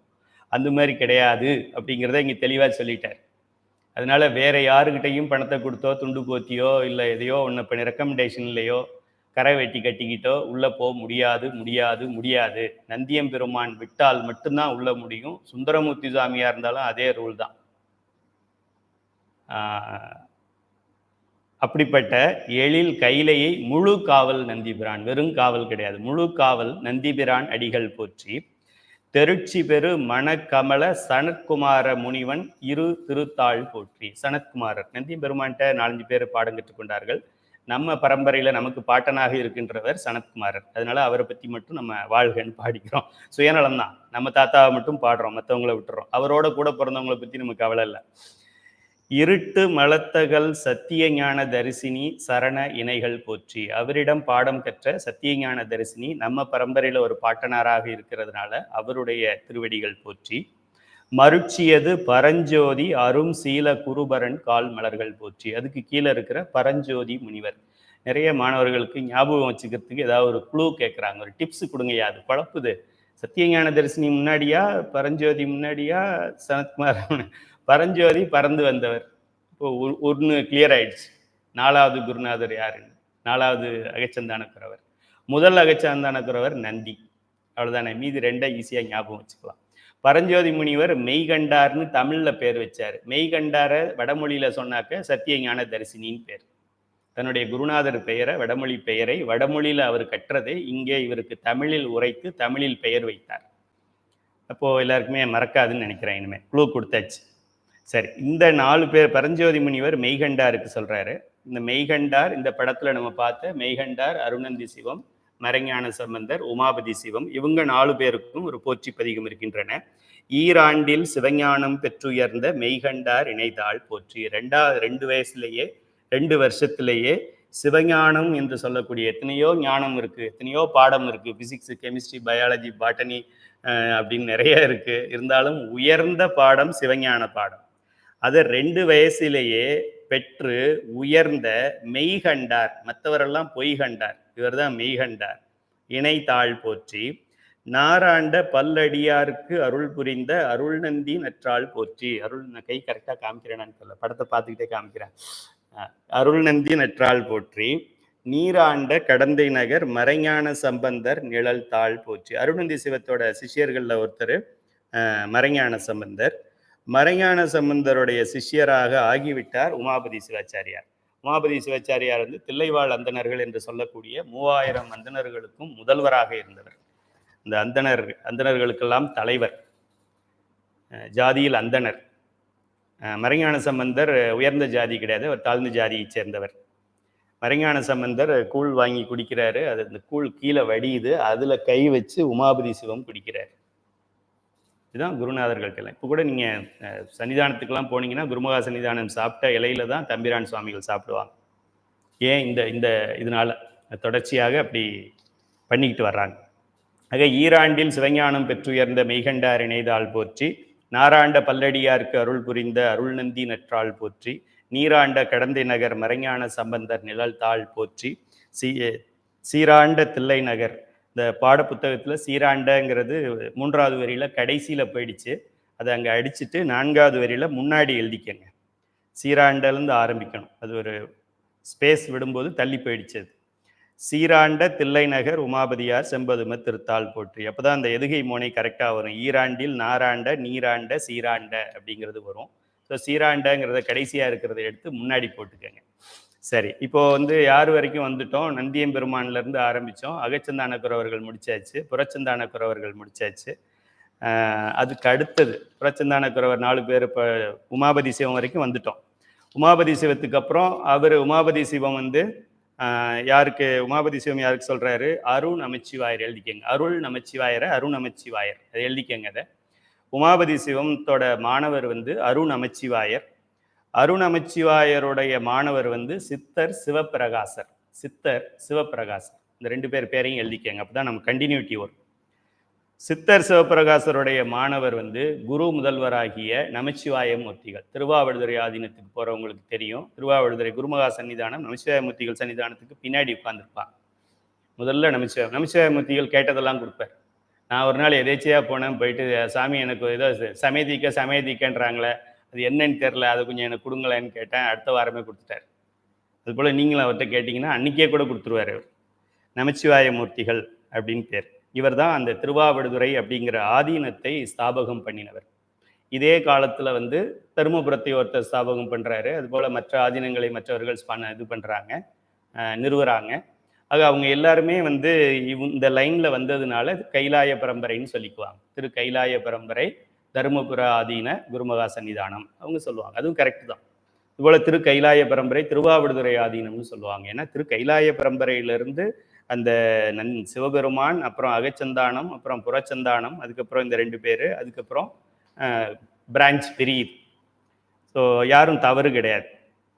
இப்போது நம்ம நமச்சிவாய மூர்த்திகள் வரைக்கும் வந்துட்டோம். இப்போ நமச்சிவாய மூர்த்திகளை பற்றி ஒரு வாழ்த்து இருக்குது. இப்போது திருவாவடுதுறை ஆதீன மாணவர்கள் நீங்கள் திருமுறை பயிற்சி படிச்சிருந்தாலும் சரி, சைவ சித்தாந்த ரத்தினம் படிச்சிருந்தாலும் சரி, நீங்கள் திருவாவடுதுறையில் எந்த வகையில் உங்களுக்கு தொடர்பு இருந்தாலும் உங்களுக்கு குருநாதர் யாரு அப்படின்னு கேட்டால் 24வது குருமகா சன்னிதானம் அப்படின்னு சொல்லலாம். சும்மா ஒரு பேச்சுக்கு சொல்லலாம். உண்மையில் இவர் தான் என் குருநாதர் அப்படின்னு சொல்லலாம். தெரியுதான்னு தெரியல. இவர் தான் என் குருநாதர்னு சொல்லலாம். ஆனால் உண்மையிலே குருநாதர் யாரு அப்படின்னா நமச்சிவாய மூர்த்திகள் தான் நமக்கு குருநாதர். அதை நல்லா தெரிஞ்சுக்கங்க. அவருக்கு ஒரு குரு மரபு வாழ்த்து அப்படின்னு பேர். அவர் பேர் 5 எழுத்துலேயே இருக்கிறதுனால அவருக்கு பஞ்சாக்கரம் 5 எழுத்து தேசிகர் அப்படின்னு கூட ஒரு பேர் இருக்குது. நமச்சிவாய மூர்த்திகள் அப்படின்னு ஒரு பெயர் இருக்குது. இவருடைய வாழ்த்து பாடல் என்ன அப்படின்னா, திருவாவடுதுறை ஆதீனத்தின் அனைத்து நிகழ்ச்சிகளிலும் இந்த பாடலை பாடாமல் தொடங்கக்கூடாது. வேற யாராவது தொடங்கினாங்கன்னா ஸ்டாப் பண்ணி இதை பாட சொல்லுங்க. கைலாய பரம்பரையில் சிவஞான போத நெறிகாட்டும் இந்த சிவஞானம் அப்படிங்கிறத நமக்கு காட்டுகின்ற வெண்ணெய் பயில்வாமை, வெண்ணெய்னா திருவெண்ணெய்நல்லூரை சேர்ந்த மெய்கண்டான் சந்ததிக்கு, நமக்கு முன்னாடி தெரிகிற 4 தாத்தாவை பற்றி பேசுகிறோம். அதுக்கு முன்னாடி உள்ள 4 பேரை ஸ்கிப் பண்ணிட்டு வந்துட்டோம். மெய்ஞான பானுவாகி அந்த சந்ததிக்கு இப்போ மெய்கண்டார், அப்புறம் உமாபதி சிவம், அப்புறம் மறைஞான சம்பந்தர், உமாபதி சிவம், அருணந்தி சிவம், அதுக்கப்புறமா இப்போ கடைசியாக உமாபதி சிவம், அதுக்கப்புறம் அருண் நமச்சிவாயர், சித்தர் சிவப்பிரகாசர், அதுக்கப்புறமா குருநாதராக இருக்கின்ற திருவாவடுதுறை திருவாவடுதுறையில் அமர்ந்து அருள் செய்கின்ற குரு நமச்சிவாய தேவன். இந்த குரு நமச்சிவாய தேவராகிய இவர் யாரு அப்படின்னா சைலாதி மரபுடையவன். நந்தியம்பெருமான்கிட்ட வந்த மரபு தானே. நீங்களும் கூட நந்தியம்பெருமானுடைய பேரன் தான், நானும் நந்தியம்பெருமானுடைய பேரன் தான், கொள்ளு பேரன் அப்படி வச்சுக்கலாம். சைலாதி மரபுடையோன் திருமரபு இவருடைய மரபு. இவர் முதல் குருநாதர். 2, 3, 4 இன்னைக்கு 24வது பட்டம் இருக்கிறாங்க. 24, 25, 26, 27, 240, 2400, 24,000 என்று இந்த மரபு, இந்த ஞானத்தை உலக மக்களுக்கெல்லாம் வழங்குகின்ற இந்த சைவ சித்தாந்தம், மெய்ஞானம், பதி பசு பாசம், நமச்சிவாயம், சிவாய அப்படிங்கிறத உலகத்துக்கு காட்டுகின்ற இந்த மரபு நீடூழி தலைகமாதோ. நீடு ஊழினா என்னன்னு தெரியணும். சைவ சித்தாந்தம் படிக்கிற மாணவர்களுக்கு இனிமேல் தெரிஞ்சுப்பீங்க. ஒளிக்காலம் என்று ஒன்று இருக்கிறது. எல்லாம் சுவாகா ஆகும் ஒரு நாள். அதில் சின்ன ஊழி பேர் ஊழி. இப்போ சினிமாவில் வந்து நடுவில் இன்டர்வல் விடுவாங்க. இன்டர்வல் வேற, சினிமா முடிகிறது வேற. அதுபோல் இன்டர்வல் வந்து சும்மா ஊழி, படம் முடிகிறது பேரொழி காலம், ஃபுல் ஸ்வாகாவாயிடும். அப்போ எதுவுமே இருக்காது, எல்லாம் அது அடங்கி ஒடுங்கி போய் நிற்கும். சாமி எல்லாத்தையும் அள்ளி மேலே பூசிக்கிட்டு இருப்பார். ஏன்னா அது நிற்கிறதுக்கு ஒரு இடம் வேணும்ல. அதுக்கு பேர் வந்து அருள் உலகம்னு பேர். இந்த உலகத்தை அழிச்சிட்டாரு சாமி. நல்லா சைவ சித்தாந்த மாணவர்கள் நல்லா யோசிச்சு பாருங்க. இந்த உலகத்தை அழிச்சிட்டார், பூமியை அழிச்சிட்டார்.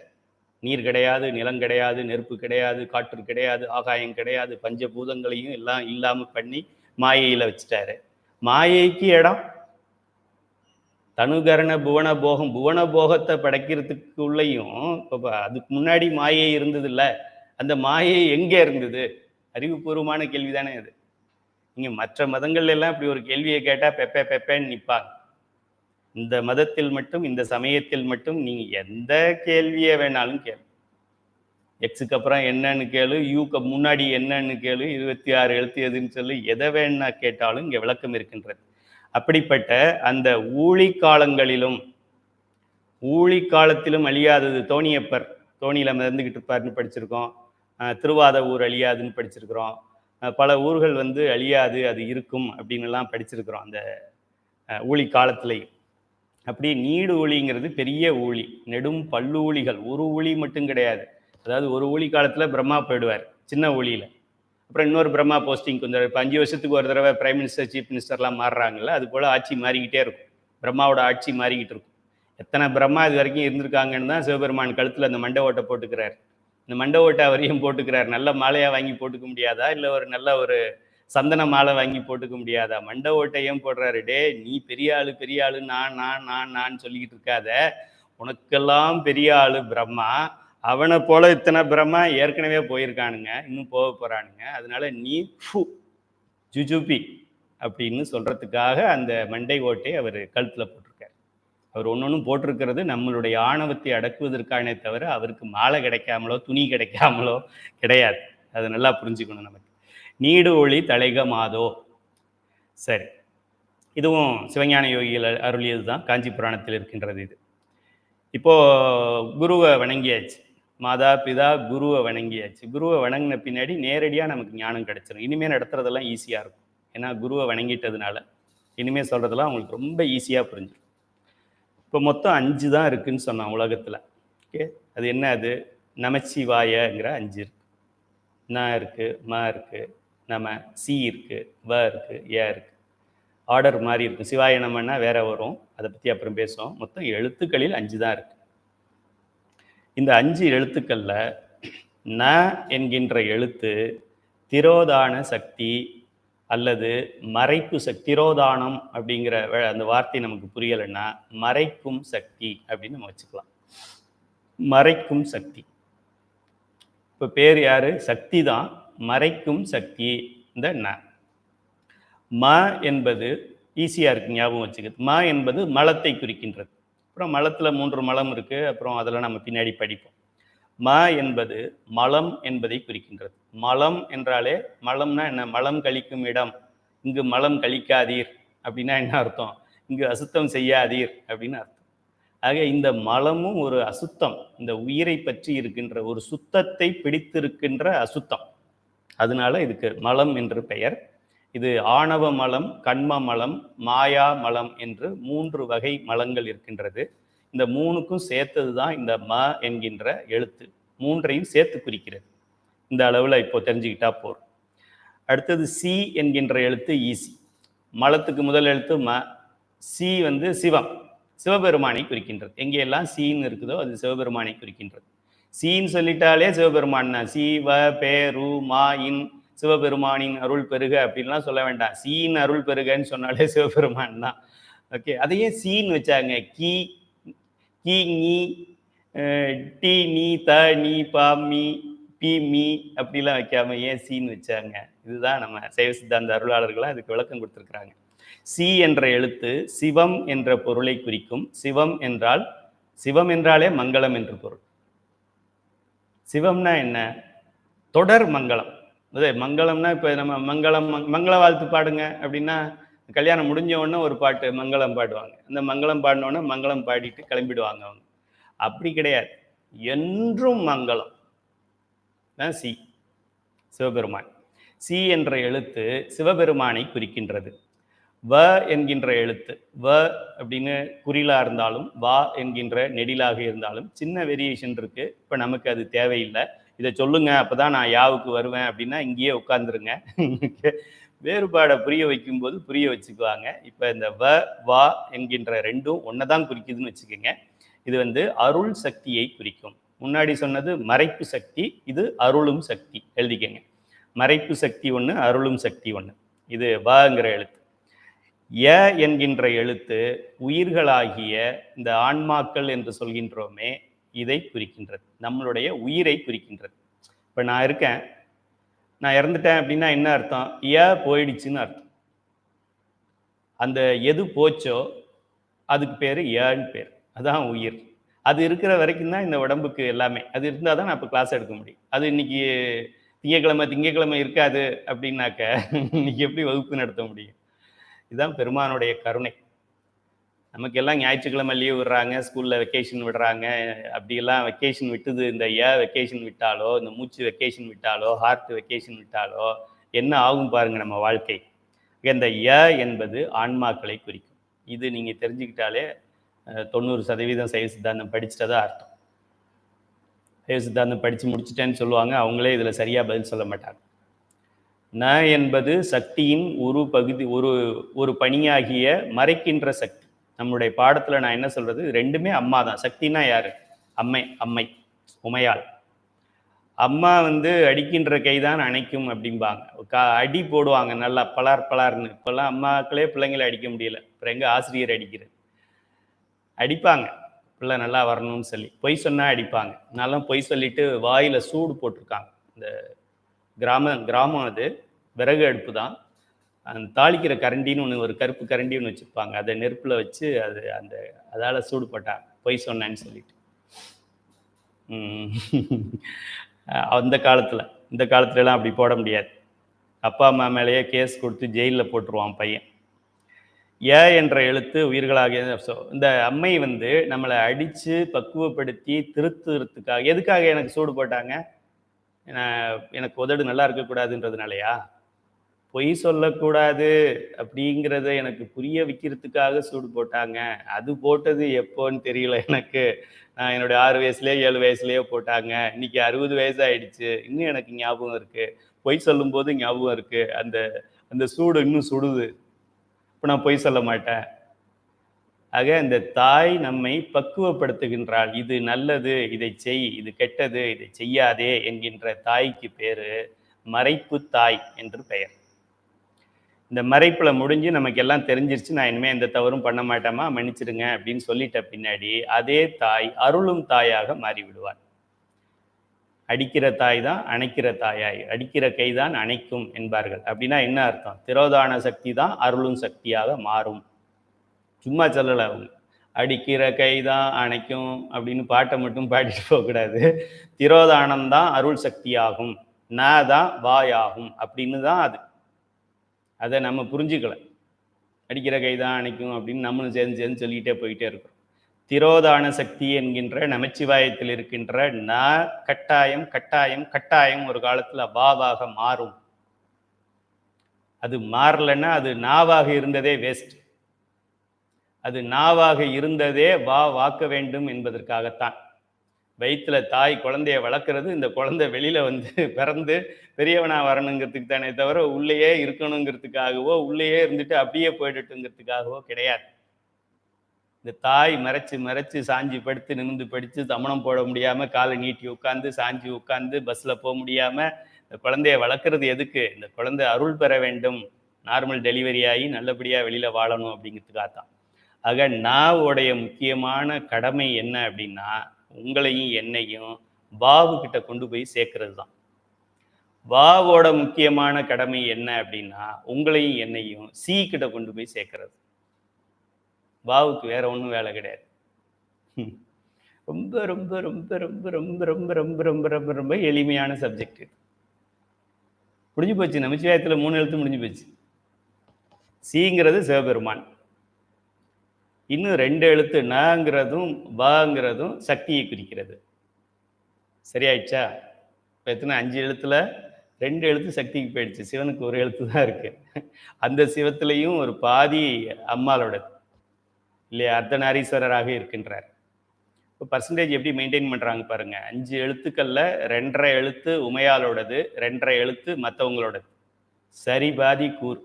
சுந்தரமூர்த்தி சாமிகள் பாடுவார், முக்கூரில் ஒரு கூறு தந்தருள வேண்டும் அப்படின்னு சொல்லி திருநாகை காரணம் பதியத்துல முக்கூரில் ஒரு கூறு தந்தருள வேண்டும் அப்படின்னு கேட்பாரு. அதுபோல 5 எழுத்துக்களில் 2 எழுத்துக்கு சொந்தக்காரி அம்பாள். அந்த சீங்கிற எழுத்துலையும் பாதிக்கு சொந்தக்காரி அவள். நெற்றி கண்ணுல பாதி அவளுக்கு. அதனால சிவபெருமானுக்கு மீதி இருக்கிறது இந்த ஒரு கண்ணும், இதுல ஒரு அரை கண்ணும். அதனாலதான் அவனுக்கு பேர் 1.5 கண்ணன் பேர், சிவபெருமானுக்கு பேர்.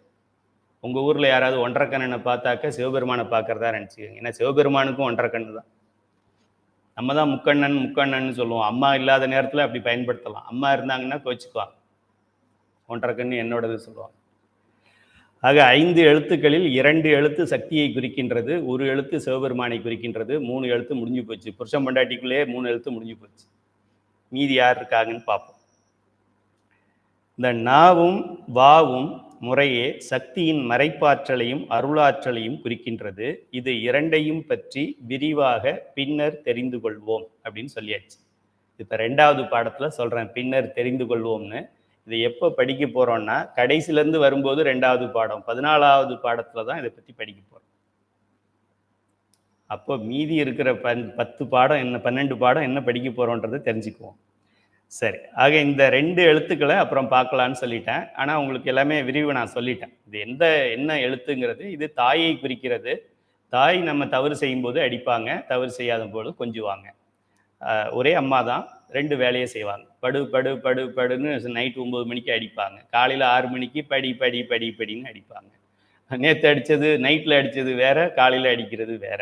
ஆனால் 2மே நம்மளுடைய நன்மைக்காக தான் செஞ்சாங்க. நைட்டு அவங்க படு படு படுன்னு சொல்லலைன்னா காலையில் படிக்க முடியாது. அதுக்காக தான் படுக்க சொன்னாங்க. இது எப்படி படுக்கிற தாய் எப்படி படிக்க சொல்லும் அப்படின்னா படிக்கிறதுக்காக தான் படுக்க சொன்னது. இதெல்லாம் நம்ம போக போக நம்ம தெரிந்து கொள்வோம். இப்போ மற்ற 3 எழுத்துக்கள் இருக்கின்றன. அது என்ன? சி என்ற ஒரு எழுத்து, ய என்ற ஒரு எழுத்து, ம என்ற ஒரு எழுத்து. சி என்பது சிவபெருமானை குறிக்கின்றது, ய என்பது உயிர்களை குறிக்கின்றது, ம என்பது மலத்தை குறிக்கின்றது. மலம் 3 இருக்கு, அது அப்புறம் படிப்போம். இதுல ஏதாவது சந்தேகம் இருக்கா? இதுல சந்தேகம் இருந்துச்சுன்னா இதை படிச்சுக்கலாம். அது நீங்க படிச்சாலும் இதுதான் இருக்கு, மாத்தி இருக்காது. சி என்பது சிவபெருமானை குறிக்கின்றது, ய என்பது உயிர்களாகிய அனைவரையும் குறிக்கின்றது. நீங்க, நான், ஆடு மாடு கோழி, ஒரு அறிவுலேருந்து 6 அறிவு வரைக்கும் 84 லட்சம் யோனி பேதங்கள் எல்லாத்தையும் குறிக்குது ய என்பது. ம என்பது மலங்களை குறிக்கின்றது. இந்த 3 தான் இப்போ நம்ம கவனிக்க போகிறோம். இறைவன், உயிர்கள், மலம் அப்படின்னு சொல்லி நான் இதை உங்களுக்கு சொல்லியிருக்கிறேன். இதை வடமொழியில் பதி, பசு, பாசம் அப்படின்னு சொல்லுவாங்க. இதுக்கு பயந்துக்கிட்டே பாதி பேர் இந்த சைவ சித்தாந்தம் படிக்கிறது இல்லை. அது என்னப்பா பதி பதி பதி பதி பசு பசு பசு பசு பாசம் பாசம் பாசம், நமக்கு அதை கேட்கறதுக்கே வலிக்கி விடுது. பாசங்கிறது, பாசம்னா என்ன வலிக்கி விடும். ஏதாவது ஒரு குளத்துல நீங்கள் தீர்த்த குளத்துலையோ ஆலயத்துக்கோ போகும்போது அந்த கால் உள்ள வச்சா என்ன சொல்லுவாங்க? பார்த்து பார்த்து பார்த்து பார்த்து, பாசம் இருக்கு வலிக்கி விட்டுரும் அப்படின்பா. ஆக இதுல இருந்து என்ன தெரியுது? பாசம் என்பது உயிரை வலிக்கி விடக்கூடிய ஒரு பொருள் என்று அர்த்தம். நீங்க யார் மேலேயாவது பாசம் வச்சிருந்தீங்கன்னா வலிக்கு விழுந்துருவீங்க அப்படிங்கிற அர்த்தம். நான் பாசமா இருக்கேன், ரொம்ப பாசமா இருக்கேன்னா ரொம்ப வலிக்கு விழுந்துருவீங்கன்னு அர்த்தம். கொஞ்சம் பாசமா இருந்தா பாதிப்பு கம்மியா இருக்கும், ரொம்ப பாசமா இருந்தாக்கா தலை அடிபட்டு மயக்கம் ஆயிடும். அதனால யாருக்கிட்டையும் ரொம்ப பாசமா இருக்காதீங்க, இந்த பாசத்திலையும் பாசமா இருக்காதீங்க. சிவபெருமானோட மட்டும் பாசமாக இருங்க ஆரம்பத்துல. அதுக்கப்புறம் அவர்கிட்ட இருந்து நம்ம ஒதுங்கணும். ஆசை அருமின் ஆசை அருமின் ஈசனோடாயின் ஆசை அருமின். சரி, இப்போ 3 பொருள்கள் இந்த உலக. அம்மாவை அப்புறம் பார்ப்போம். இந்த அப்பா நமக்காக அம்மாவை செயல்படுத்துறாரு, அதனால அப்புறம் பார்ப்போம். அதனால இப்போ 3 பொருள் என்னன்னா 5ன்னு சொன்னீங்க, இப்போ 3ங்கிறீங்களேன்னு நினைக்காதீங்க. 5ல் அம்மா தனியா இருக்காங்க, மீதி இருக்கிறது 3. இந்த 3 பதி என்று சொல்லக்கூடிய இறைவன், பசுக்கள் என்று சொல்ல, இறைவன் சிங்குலர், எல்லாம் ஞாபகம் வச்சுங்க. இறைவன்கள் கிடையாது.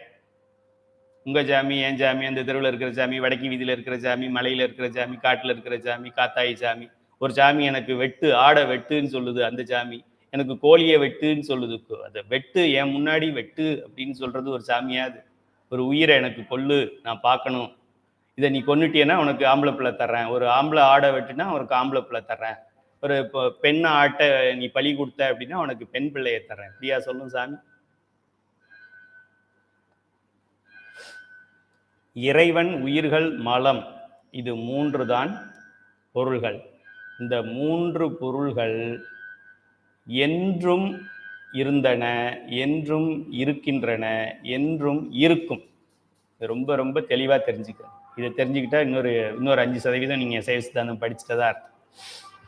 இறைவன் இருந்தார், டேபிள்ஸ் படிப்போம் இல்லையா இங்கிலீஷில், past tense, present tense, future tense. Come, came, come, walk, walked, walked அப்படிலாம் படிக்கிறோம் இல்லையா, ஈடி சேர்த்து போடுறது. அதுபோல் இருந்தார், இருக்கிறார், இருப்பார்.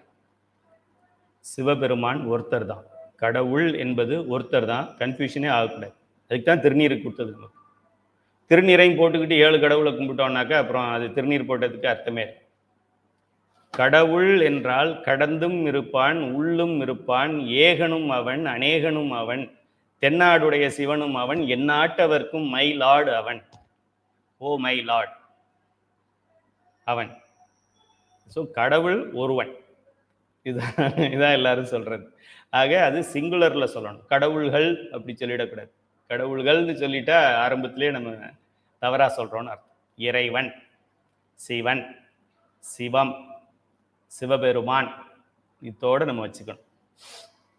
அதுபோல உயிர்களாகிய அனைத்தும், உயிர்கள் என்றும் இருந்தன, என்றும் இருக்கின்றன, என்றும் இருக்கும்.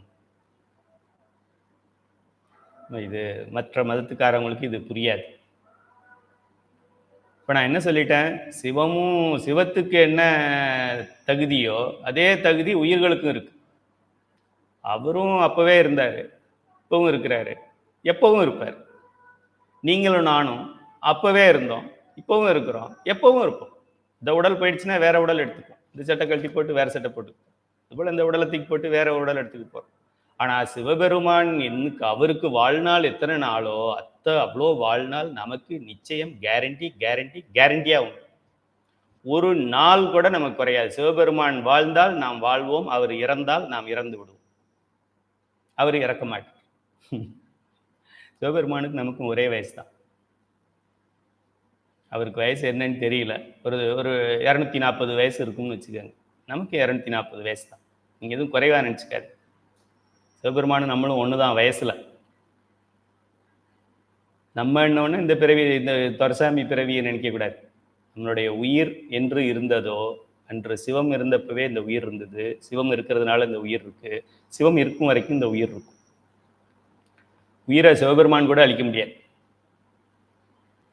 இல்லை அவங்களுக்கு இப்போ என்னடாது ஐயா அப்படி சொல்கிறாங்களே அப்படின்னு, உயிரை அழிக்க முடியாது. இறைவன், உயிர்கள், மலம் ஆகிய 3ம் இப்படி என்றும் அழிவில்லாத பொருள், தோற்றமும் இல்லாத பொருள், அழிவும் இல்லாத பொருள் என்ற பொருளை நாம் என்ன சொல்கின்றோம் என்றால் அனாதி என்று சொல்கின்றோம். இதுதான் சைவ சித்தாந்தத்துடைய ஒரு உயர்ந்த ஒரு கண்டுபிடிப்பு. என்னத்தை கண்டுபிடிச்சாரு மெய்கண்டார் அப்படின்னா அனாதிங்கிறத சொன்னார். திருமூலர் என்ன சொன்னார்? அனாதிங்கிறத சொன்னார். நந்தியம்பெருமான், திருமூலர் யார்கிட்ட கற்றுக்கிட்டு வந்தார்? அவரும் எங்கே நந்தியம்பெருமான்கிட்ட தான் கற்றுக்கிட்டு வர முடியும், வேற யார்கிட்ட கற்றுக்கிட்டு வர்றது? திருமூலர் மட்டும் வேற எங்கே போய் கற்றுக்கிட்டு வர்றது? நந்தியம்பெருமான்கிட்ட கற்றுக்கிட்டு இருப்பார். என்ன கற்றுக்கிட்டு இருப்பார்? அனாதின்னு கற்றுக்கிட்டு இருப்பார். நந்தியம்பெருமானுக்கு அவர் என்ன கற்றுக்கிட்டு இருப்பார்? அனாதின்னு சொல்லியிருப்பார் சிவபெருமான். நந்தி நீயும் அனாதி நானும் அனாதின்னு சொல்லியிருப்பார். இந்த சிலபஸை சிவபெருமான் கூட மாற்ற முடியாது. ஆக இறைவன், உயிர்கள் இவை அனாதி, தோற்றமும் இல்லை, தோற்றமே இல்லை என்பதால் அழிவும் இல்லை. இதுக்கு பேரு சர்க்காரியவாதம் என்று பெயர். பின்னாடி படிப்போம். அது தொடக்கமற்று இருந்தது அப்படின்னு சொல்லி. ஏன்னா நான் முன்னாடி கூட போன தொகுப்புல நான் அதை போட்டிருந்தேன், ஆரம்பத்திலேயே இருந்தது அப்படின்னு போட்டிருந்தேன். அது சாதாரண மாணவருக்கு சொல்லணும். ஆரம்பம் அது என்னைக்கு ஆரம்பிச்சதோ, உனக்கு என்ன தெரியும் கொஞ்சம் சயின்டிஃபிக்கலா சொல்லுன்னு சொல்லுவாங்க. சயின்ஸ் எப்படா வந்தது? சயின்ஸ் கேலண்டர் வந்த பின்னாடி தான் வந்தது. ஜனவரி மாதம் டிசம்பர் மாதம் கேலண்டர் கொடுக்குறானே, இது வந்தப்போ தான் சயின்ஸ் வந்துச்சு. சயின்ஸுக்கு முன்னாடியே சிவபெருமான் இருந்தார், உயிர்கள் இருந்தது. அப்போ சயின்ஸுக்கு முன்னாடி இருந்த சிவபெருமானை சயின்ஸை வச்சு எப்படி அளக்குறது? சயின்ஸ் தோன்றியதுக்கு முன்னாடியே சிவபெருமான் தோன்றியிருக்கிறாரு. இந்த இந்த ஒரு ஹேண்டிகேப்டு சயின்ஸை வச்சுக்கிட்டு ஃபுல்லி எக்யூப்டு சிவபெருமானை எப்படி அளக்க முடியும்? அதனால யாராவது சயின்டிஃபிக்காக சொல்லுங்க, சயின்டிஃபிக்கலி எக்ஸ்பிளைன் சொன்னாக்க அவன் முட்டாள்னு அர்த்தம்னு சொல்லு. சயின்ஸை வச்சு எப்படி சொல்றது? என்னுடைய பேத்தி எனக்கு என்ன அறிவு இருக்குன்னு அதுக்கு என்ன தெரியும்? இப்போ 3 வயசு குழந்தைக்கு, இது 3 மாச குழந்தைக்கு அதுக்கு என்ன தெரியும்? எனக்கு சைவ சித்தாந்தம் தெரியுமா இல்லை பஞ்சபுராணம் தெரியுமான்னு அதுக்கு என்ன தெரியும்? என் பேத்தியோடைய நாலேஜை வச்சு எனக்கு அறிவு இருக்குதான்னு என் பேத்திக்கிட்ட கேட்டால் என் பேத்தி என்ன சொல்லுதோ அதுதான் உண்மைன்னு சொன்னாக்க நீ எவ்வளோ பெரிய முட்டாள். அதோட கெப்பாசிட்டிக்கு தான் அதுக்கு தெரியும். அதுக்கு 3 மாசத்துல என்ன தெரியும்? பால் பாட்டில் தான் தெரியும். எனக்கு சைவ சித்தாந்தம் தெரியுமா, எனக்கு எவ்வளோ நண்பர்கள் இருக்காங்கன்னு அதுக்கு என்ன தெரியும்? ஆக சயின்ஸை வச்சுக்கிட்டு சிவபெருமானை எப்படி அளக்குறது? ராங் கான்செப்ட் இது. சயின்டிஃபிக்காக எக்ஸ்பிளைன் பண்ணுங்க சிவபெருமான். இன்னும் எப்படி சயின்டிஃபிக்காக எக்ஸ்பிளைன் பண்ணுறது? பேத்தியை வச்சுக்கிட்டு எப்படி தாத்தாவை எக்ஸ்பிளைன் பண்ணுறது? ஓகே, ஆக பதி பசு பாசம் அப்படிங்கிற வடமொழி வார்த்தைகளை நான் பயன்படுத்துகிறேன். ஏன் அப்படின்னா ஐயா அதை நடத்தலையோ அப்படின்னு நீங்கள் பயந்துடக்கூடாது. வேற ஏதாவது சைவ சித்தாந்த வகுப்புல பதி பசு பாசம் நடத்துறாரா உங்க சைவ சித்தாந்த சுடர்ல அப்படின்னு யாராவது கேட்பாங்க. இல்லையே அது நடத்தலையே அப்படின்னா அதை நடத்தாம அப்புறம் என்ன சைவ சித்தாந்தம் அப்படி சொல்லுவாங்க. அதுக்காக இந்த பேரை சும்மா இந்த காதுல வாங்கி இந்த காது வரைக்கும் வச்சுக்க. பதி பசு பாசம். பதி என்றால் இறைவன், பசு என்பது உயிர் கூட்டங்கள். எத்தனை உயிர் இருக்கு, எத்தனை உயிர் இருக்குன்னு யாரு சிவபெருமானுக்கு தான் தெரியும், உங்களுக்கு எனக்கும் தெரியாது. இன்னொன்று உயிரே இல்லாதது மலம். மலத்தை 3 வகையாக பிரிக்கிறோம். அதுக்கு உயிரும் கிடையாது, அறிவும் கிடையாது. ஒன்று முழு அறிவு உள்ளது, 100க்கு 100 வாங்குற மாணவன். இன்னொருத்தன் ஆவரேஜ் மாணவன், 50 வாங்குறவன், சொல்லி கொடுத்தா படிப்பான். இன்னொன்று 0. ஏன்னா அதுக்கு சொல்லி கொடுத்தாலும் காது கிடையாது. அதுக்கு சில நேரம் என்ன பண்ணுவோம், அந்த பேனை அப்படி எழுதிக்கிட்டே இருப்போம், சரியா எழுதலை அப்படின்னா அப்படின்னு தூக்கி போடுவோம். அது என்ன பண்ணும் பாவம்? இது என்ன பண்ணும் பாவம்? உயிர் இருக்க நல்லா எழுது நல்லா எழுது நல்லா எழுதுனா கேட்டுக்கு நல்லா எழுதுமா. நம்ம எவ்வளோ தூரம் எத்தனை இடத்த தூக்கி போட்டிருக்கோம் நீங்கள் பாருங்கள். நம்ம கம்ப்யூட்டரில் ஒர்க் பண்ணுறவங்க இந்த மவுஸை டமால்னு அடிப்பாங்க. உள்ள நெட்டு சரியாக ஒர்க் ஆகலைன்னா இந்த டம்முன்னு ஒரு குத்து குத்திடுவாங்க. ஆக இது ஜடப்பொருள், இது இது இது மெட்டல், இது மெட்டீரியல். இதுக்கு அறிவு கிடையாது, இதுக்கு உயிர் கிடையாது. அப்படிதான் நிலாவுக்கு, அப்படிதான் சூரியனுக்கு, அப்படிதான் சனிக்கும், அப்படித்தான் ராகுக்கும், அப்படிதான் கேதுக்கும். ஒரு பிளானட்டும் ஜடப்பொருள்கள் தான். இந்த பூமியும் ஜடப்பொருள் தான். இப்போ இந்த ஜடப்பொருள் இயங்குதே, அதை இயக்குறவன் ஒருத்தன் இருப்பான். அந்த இயக்குறவன் ஒருத்தன். இப்போ யாராவது இப்போ ஒரு ஜீப்பு போகுது, கார் போகுது அப்படின்னா என்ன அர்த்தம்? கார் அதுவாக போகாது, டிரைவர் ஒருத்தன் ஓட்டினா போகும். கார் போகுது கார் போகுது கார் போகுது எல்லாம் சொல்லிக்கிட்டு இருப்போம். கார் போகுது, கார் அதுவாக போகாது, உள்ள டிரைவர் ஆக்சிலேட்டர் அழுத்தினா போகும். கார் அதுவாக போகாது. நல்லா தெரிஞ்சுக்கணும் இதெல்லாம். நீங்களும் பிரம்மாவாகலாம், நீங்களும் சனி பகவான் ஆகலாம், நீங்களே குரு பகவான் ஆகலாம், நீங்களே செவ்வாய் தோஷம் ஆகலாம். சிவனடியாரை மட்டும் நம்ம போய் பிடிக்க முடியாது. மற்ற எல்லாரையும் நம்ம என்ன வேணாலும் பண்ணலாம். வேயுரு தோழி பங்கன் விடமுண்ட கண்டன் மிக நல்ல வீணை தடவி மாசரு திங்கள் கங்கை முடிமேல் அணிந்து என் உளமே புகுந்த அதனால் ஞாயிறு. ஞாயிறுனா யாரு? சூரியன், திங்கள், சந்திரன், நவகிரகங்கள். ஞாயிறு, திங்கள், செவ்வாய், புதன், வியாழம், வெள்ளி, சனி. 7 ஆயிடுச்சு. பாம்பு 2 உடனே ராகு கேது. ஒன்றுக்கு கீழே பாம்பு மேலே உடல், இன்னொன்றுக்கு மேலே பாம்பு கீழே உடல் நினைக்கிறேன். பாம்பு 2. ஆசரு நல்ல நல்ல அடியார் அவர்க்கு மிகவே. இவையெல்லாம் படைக்கப்பட்டது சிவனடியாருக்கு பணி செய்வதற்காக, அன்பு செய்வதற்காக, சிவனடியாரை வணங்குவதற்காக, சிவனடியாருக்கு வேண்டிய வசதிகளை செய்து தருவதற்காகத்தான் இந்த 9 நவகிரகங்களையும் சிவபெருமான் படைச்சிருக்கிறார் அப்படின்னு நான் சொல்லலை, திருஞான சம்பந்தர் சொல்றார். அத்தனை பதிகத்திலையும் சொல்றார். திருஞான சம்பந்த பெருமானை நம்ப மாட்டோமா? நம்ம சினிமாக்காரனை நம்புறோம், திருஞான சம்பந்த பெருமானை நம்ப மாட்டேங்கிறோம். ஆக இதெல்லாம் ஜட பொருள்கள் ஆகிய இந்த மூன்றாவது பொருள். ஒன்று முற்றிலும் உணர்ந்தது, இன்னொன்று சொல்லி கொடுத்தா தெரிஞ்சுக்கும், இன்னொன்று சொல்லி கொடுத்தாலும் தெரியாது. ஏன்னா அதுக்கு அறியும் தன்மை கிடையாது, அது உயிர் பொருளே கிடையாது. அவ்வளோதான் இருக்கிறது. 3. இந்த 3 பொருட்களும் வேறு வேறு குணாதிசயங்கள் கொண்டவை. இப்போ தான் வித்தியாசம் வருது. இப்போ இவ்வளோ நேரம் நான் சொன்னதில் உங்களுக்கே ஒரு சந்தேகம் வந்திருக்கும். கைலி ஐயாவுக்கு கரெக்டாக சொல்கிறாரா, வளர்றாரா? சிவபெருமானுக்கு நமக்கும் ஒரே வயசுன்னு சொல்கிறாரு. இந்த மாதிரி யாராவது சொல்ல முடியுமா? இப்பவும் சொல்கிறேன், சிவபெருமானுக்கு நமக்கும் ஒரே வயசு தான். வயதில் நம்ம 2 பேரும், நாங்கள் 2 பேரும் ஒன்று, நீங்கள் நம்ம எல்லாருமே ஒன்று தான். நீங்கள் நான் என்ன இருக்கேன், எல்லா உயிர்களும் சிவபெருமானும் வயதில் ஒன்று தான். அப்போ வித்தியாசம் எங்கே வருது அப்படின்னா அறிவுலையும் ஆற்றல்லையும் தான் வருது. ஞான சக்தியிலையும் கிரியா சக்தியிலையும் தான் வித்தியாசம் வருது. ஞான சக்தியை வச்சு பார்த்தா சிவபெருமான் எங்கேயோ இருக்கார். அவனுடைய கிரியா சக்தியை வச்சு பார்த்தா சிவபெருமான் எங்கேயோ இருக்கிறார். அறிவிலும் ஆற்றலிலும் வேறுபாடு இருக்கின்றதே தவிர டைம் ஸ்கேலில் வேறுபாடு கிடையாது. அனாதி பொருள் தான். இந்த 3 பொருட்களும் வேறு வேறு குணாதிசயங்கள் கொண்டவை. இதுதான் பகுத்தறிவு. இதுவே ஒரு பெரிய அறிவு தானே. சில மதங்கள் என்ன சொல்லுது, இந்த 3 பொருட்களும் ஒரே அறிவு கொண்டவைன்னு சொல்லுது. ஏன் உலகத்தில் எத்தனை மதம் இருக்கு? ஒரு மதம் என்ன சொல்லுது, இது 3ம் ஒரே அறிவு உடையதுன்னு சொல்லுது.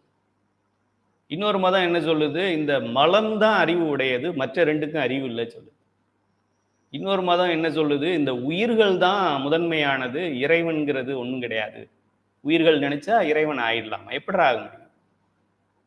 எப்படி உயிர்கள் நினைச்சா இறைவன் ஆக முடியும்? அவன் அருளாலே அவன் தாழ் வணங்கின்னு இறைவனால ஆட்கொண்டப்பட்டவர் சொல்லியிருக்கிறார். நீ உன் சயின்ஸை வச்சுக்கிட்டு நீ எப்படி இறைவன் ஆகிடலான்னு நீ சொல்ற? ஒரு காலம் ஆக முடியாது. சிவமாக்கி என்னை ஆண்ட போல அப்படியே அந்த அனுபவத்தை நமக்கு கொடுத்து என்னை ஆட்சி செய்கின்ற, அப்ப ஆட்சி செய்துகிட்டே இருக்கிறான். நம்ம சிவம் ஆன பின்னாடியும் அவன் நம்ம ஆட்சி செய்யறான்னா என்ன அர்த்தம்? ஓ, நான் ஒரு ஐஏஎஸ் ஆஃபீஸரா கலெக்டர் ஆகுறேன், நான் கலெக்டர் ஆகிட்டப்பவும் கலெக்டர் என்னைய பார்த்துக்கிட்டே இருக்கிறாரு அப்படின்னா என்ன அர்த்தம்? இந்த கலெக்டர் வேற, அந்த கலெக்டர் வேறன்னு அர்த்தம். Common sense. சைவ சித்தாந்தத்தில் மட்டும்தான் அவ்வளோ எளிமையாக சொல்லியிருப்பாங்க.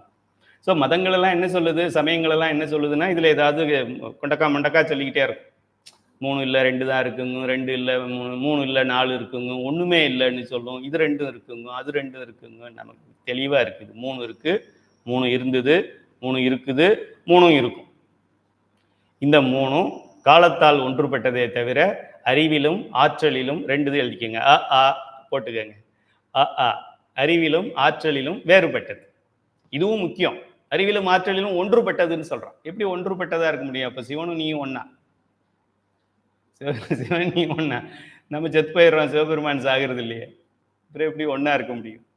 ஆக 3 பொருட்களும் வேறு வேறு குணாதிசயங்கள் கொண்டவை என்று புரிந்து கொண்டாலே சைவ சித்தாந்தத்தில் இன்னொரு 5 மார்க் வாங்கிட்டதா அர்த்தம்.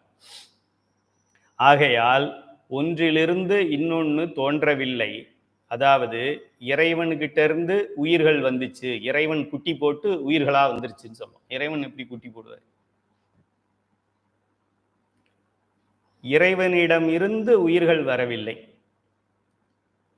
உயிர்களிடமிருந்து இறைவனும் வரவில்லை. நான் தான் சிவபெருமானை உண்டாக்குனேன் அப்படின்னு நான் சொல்ல முடியுமா? ஆக இதுவும் கிடையாது. அப்புறம் உயிர்களிடமிருந்து இறைவன் தோன்றவில்லை, உயிர்களிடமிருந்து மலங்களும் தோன்றவில்லை, மலங்களிலிருந்து உயிர்கள் தோன்றவில்லை, சிவபெருமான் தோன்றவில்லை. இது 3ம் தனித்தனியா ட்ரையாங்கிள் மாதிரி இருக்குதே தவிர ஒன்னுல இருந்து ஒன்று வந்ததுன்னு இதுல கைலாய பரம்பரையில் முதல்ல நந்தியம்பெருமான், அப்புறமா சனத்குமாரர், அந்த மாதிரி இது முதல்ல சிவபெருமான் குட்டி போட்டு உயிர்கள் வந்தது, உயிர்கள் 3 குட்டி போட்டது, அந்த 3 குட்டிக்கு பேரு ஆணவ மூலம், கண்ம மூலம், மாய மூலம். அந்த கதையெல்லாம் இங்கே கிடையாது. ரொம்ப தெளிவா இருக்கு. இது 3ம் வேற வேற பொருள்கள். இவை காலத்தால் ஒன்றுபட்டவை. காலம் என்பது தோன்றுவதற்கு முன்னாடியே இவை இருக்கின்றன. அதனால காலத்தால் அளக்க முடியாது. இந்த உடம்பை கொடுக்கும் போதுதான் காலத்தையே கொண்டு வர்றார் சாமி. அதுக்கப்புறம்தான் காலண்டரு கிபி 100, கிபி 2000, கிமு 2000, வள்ளுவர் ஆண்டு, இயேசு ஆண்டு, பொது ஆண்டு, இதெல்லாம் இப்ப 2000 வருஷத்துக்கு முன்னாடி. சிவபெருமான் பிறந்த 2000 வருஷம் தான் ஆகும். 5000 வருஷத்துக்கு முன்னாடியே நமக்கு தமிழ்ல இலக்கியம் இருக்கு, தொல்காப்பியம் இருக்கு, தமிழ்ச்சங்கம் இருந்திருக்கு. அதனால் இந்த 2000 வருஷ கதையை சொல்லி எல்லாத்தையும் முட்டாளாக்கக்கூடாது.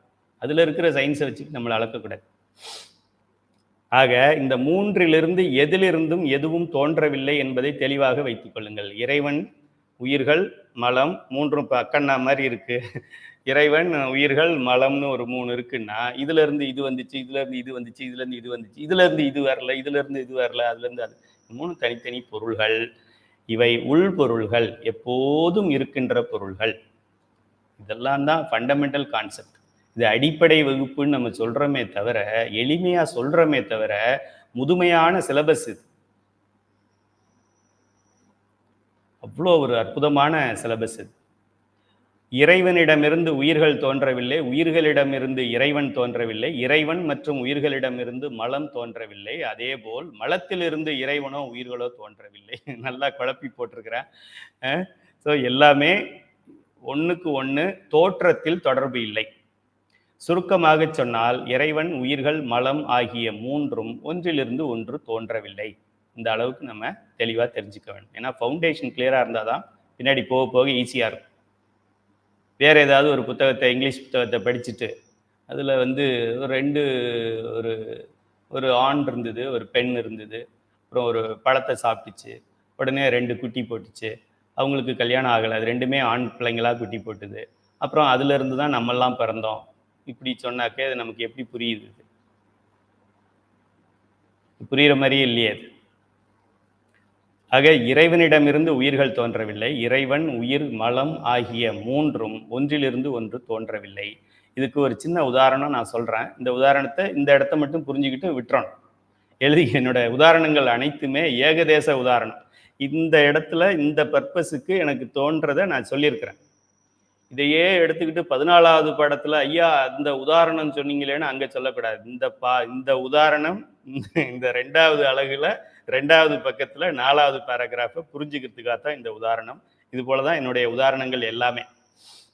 உதாரணத்துக்கு வீட்டில் எஜமான்னு ஒருத்தர் இருக்காரு, ஒரு நாய்க்குட்டி ஒன்று இருக்கு, வீட்டில் ஒரு ஜடப்பொருளாகிய கல் இருக்கு, பெரிய கல்லெல்லாம் கிடக்குது இல்லையா, பாறாங்கல் கிடக்குது இல்லை, அது போல ஒரு கல் இருக்கு என்று வைத்துக்கொள்வோம். இது ஏன் இப்படி சொல்கிறேன் அப்படின்னா, எஜமான்கிறவர் எல்லா சக்தியும் வாய்ந்தவர், அவர் வீட்டை நிர்வகிக்கக்கூடியவர், அவர் தான் பாஸ், அல்டிமேட் பாஸ். அப்புறம் நாயின்னு சொல்லியிருக்கிறது ஏதோ ஒரு உயிர் பொருள், சோறு போட்டால் சாப்பிடும், அடித்தா வாங்கிக்கும், கொஞ்சம் இது அறிவித்தால் அறியக்கூடிய உயிர். இன்னொன்று ஏன் கல்லுன்னு சொன்னேன், அது நாயின்னு சொல்லிட்டு இன்னொன்று ஆட்டுக்குட்டி இருக்கும் அப்படின்னு ஏன் சொல்லலை? இது கல் ஜடப்பொருள், இதுக்கு உயிரும் கிடையாது, அறிவும் கிடையாது. உயிரே இல்லைன்னா அப்புறம் அறிவு எங்கேருந்து வரும்? உயிரை வைத்து தானே அறிவு கூட்டப்படுகிறது. உயிரின் மேல் கூட்டப்படுகின்ற 36 தத்துவங்கள்ல தானே அறிவு ஒரு 4 தான் வருது. இப்போ உயிரே இல்லாத ஒரு பொருளுக்கு எப்படி அறிவை கூட்ட முடியும்?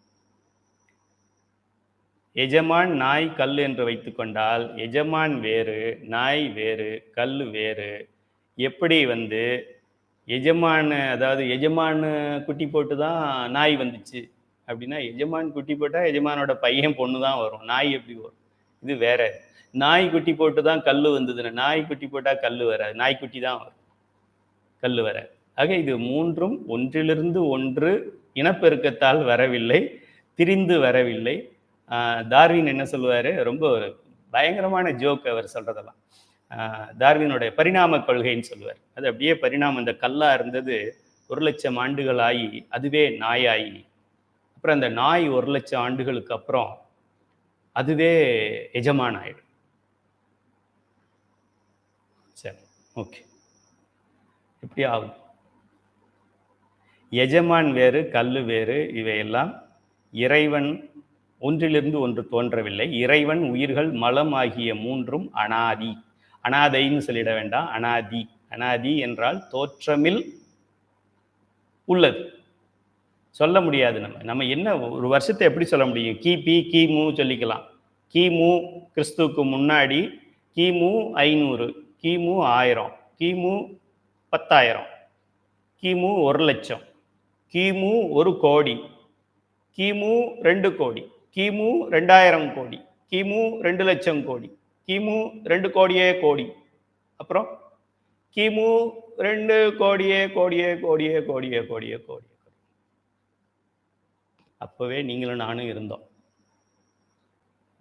சாதாரண ஆள் கிடையாது. இறைவன், உயிர்கள், மலம் ஆகிய மூன்றும் அனாதி. அவை இடையில் தோன்றவில்லை. சீசன் பொருள் கிடையாது. அவை தோன்றாத அல்லது தோற்றுவிக்கப்படாத பொருள்கள், தோற்றமில்லாத பொருள்கள் என்பதால் இவற்றிற்கு அழிவு என்பதும் கிடையாது. தோற்றம் இருக்கிற இடத்துல தான் அழிவு போடுவாங்க. டேட் ஆஃப் மேனுஃபேக்சர்னு ஏதாவது ஒன்றில் போட்டிருந்தாங்கன்னா டேட் ஆஃப் எக்ஸ்பைரி அப்படின்னு ஒன்று போட்டிருப்பாங்க. டேட் ஆஃப் மேனுஃபேக்சர் அவங்க போடலை அப்படின்னா டேட் ஆஃப் எக்ஸ்பைரி கிடையாதுன்னு அர்த்தம். ஏதாவது ஒரு உணவுப் பொருள்களாக நம்ம பார்த்தா use before 6 months, use before 16 months, 18 months, use before 3 years. Medicines எல்லாம் எடுத்திங்கன்னா இந்த வருஷம் இப்போ என்ன நம்ம மார்ச்சில் இருக்கோம், மார்ச் 2024, இதோட எக்ஸ்பைரி டேட் வந்து மார்ச் 2025 அப்படின்னு போட்டிருப்பாங்க. ஏன்னா இந்த டேட்டில் தோற்றுவிக்கப்பட்டதால் இந்த டேட்டில் நம்ம ஏன் இறக்குறோம்? நம்ம ஒரு நாள் பிறந்தோம், அதனால் இறக்குறோம். நம்ம ஒரு நாள் பிறக்கவில்லை என்றால் இறக்க மாட்டோம். ஆக பிறப்பு என்று ஒன்று இருந்தால் இறப்பு என்ற ஒன்று உண்டு. இறப்பு என்ற ஒன்று இருக்குது என்றால் பிறப்பு என்ற ஒன்று இருந்து இருக்க வேண்டும். அப்படி பார்த்தாக்க இந்த உயிர்களுக்கு பிறப்பு கிடையாது, உடலுக்கு தான் பிறப்பு. ஆகையால் இது அனாதி பொருள்கள். இது அனாதியிலே தோற்றமே இல்லாம எப்போதுமே இருக்குது அப்படிங்கிறதுனால இதுக்கு அழிவு என்பதும் கிடையாது. தோன்றிய பொருள்தானே அழியும், தோற்றமே இல்லாத இந்த மூன்று பொருளும் எப்படி அழியும்? ஆகையால் இறைவன், சி என்கின்ற இறைவன், ய என்கின்ற உயிர்கள், ம என்கின்ற மலம் என்ற மூன்று பொருள்களும் இன்னும் கோடி ஆண்டுகள், லட்சம் கோடி ஆண்டுகள், கோடி கோடி ஆண்டுகள் ஆனாலும் அழியாது அழியாது அழியாது. சிவபெருமானும் அழிக்க முடியாது. சிவபெருமான் வேற எதையாவது பண்ணலாமே தவிர உயிர்களை அவரால் அழிக்க முடியாது. இவ்வளோ சர்வ வல்லமை படைத்தவர்ன்றீங்க, உயிரை அழிக்க முடியாது. உடலை வேணா அவர் அழிச்சுக்கிட்டு மாற்றிக்கிட்டு கொடுத்துக்கிட்டு இருக்கலாம். புத்திரனோட வேலை அதுதான். புத்திரனுக்கும் பிரம்மாவுக்கும் என்ன வேலை? உடலை மாற்றி கொடுறான்னு சொல்லுவாங்க, உடலை மாற்றி கொடுப்பார். பிள்ளைங்களுக்கெல்லாம் இந்த இதில் காம்படிஷன், ஃபேன்சி ட்ரெஸ் காம்படிஷனில் எந்த ட்ரெஸ்ஸை மாற்றி விடுங்க, பாரதியார் மாதிரி ட்ரெஸ் பண்ணி விடுங்கன்னா பாரதியார் மாதிரி ட்ரெஸ் பண்ணி விடுவாங்க. பிரம்மாவோட வேலையெல்லாம் போரிங் ஜாப். எனக்கெல்லாம் பிரம்மா ஜாப் கொடுத்தா ஐயா சாமி வேண்டான்னு சொல்லிடு. பிரம்மா ஒன்றும் பண்ண முடியாது. அவருக்கு எல்லா ஃபார்முலாவும் கொடுத்துருவார். ஃபார்முலா படி சமைக்கணும். இப்போ நீங்கள் நல்லா சமையல் பண்ணுவீங்க, எனக்கு தெரியும். நீங்கள் உங்கள் சாம்பார்லாம் ரொம்ப அற்புதமாக இருக்கும். சில பேரோட சாம்பார் நான் சாப்பிட்ருக்கேன். உங்களுக்கு சாம்பார் வந்து நான் கொடுக்குற பொடியை வச்சு, நான் கொடுக்குற தண்ணியை வச்சு, நான் கொடுக்குற ஸ்டவ்வை வச்சு, நான் சொல்கிற மாதிரி சிம்மில் வச்சு, நான் சொல்கிற காயை நான் சொல்கிற மாதிரி நறுக்கி, நான் சொல்கிற காயை நான் சொல்கிற நேரத்தில் போட்டு, இதுக்கு என்னத்துக்கு நீங்கள் சமைக்கணும்? எதாமே நீங்களே சமைச்சிருங்கய்யான்னு சொல்லிடுங்க. இதுதான் பிரம்மாவோட ஜாப். துரைசாமின்னு ஒருத்தன் இருப்பான், அவனுக்கு கொஞ்சம் முடி கம்மியாக வைக்கணும், கருப்பாக வைக்கணும், அவனுக்கு இந்த ஊர் கந்தரவுக்கோட்டை பகுதியில் அவன் பிறக்கணும், அவன் இப்படி இருக்கணும், இந்த மாதிரி இருக்கணும், மூக்கு இதாக இருக்கணும், அவன் சைவ சித்தாந்தம் படிக்கணும், இதெல்லாம் பார்த்து இதுபடி படை அப்படின்னு சொன்னால் இதுபடி படைச்சாச்சு. இது மாதிரி 1 2 என்னையே எத்தனையோ தடவை படைச்சாச்சு. புல்லாய், பூடாய், புழுவாய், மரமாய், பல்விருகமாய், பறவையாய், பாம்பாய், கல்லாய், மனிதராய், பேயாய், கணங்களாய், வல் அசுரராய், முனிவராய், தேவராய், செல்லா நின்ற இத்தாவர சங்கமத்தில் எல்லா பிறப்பும் பிறந்து பிறந்து பிறந்து பிறந்து பிறந்து பிறந்து இழைத்தேன்.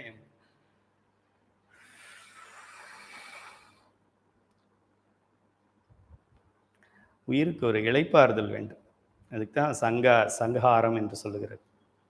டயர்ட் ஆகிடுது இல்லை நம்ம நாள் ஃபுல்லாக. ஞாயிற்றுக்கிழமையே லீவ் விடுறாங்க, ஒரு நாள் ரெஸ்ட் எடுத்து தான் திரும்ப ஒழுங்காக வேலை செய்யலான்னு சொல்லிட்டு.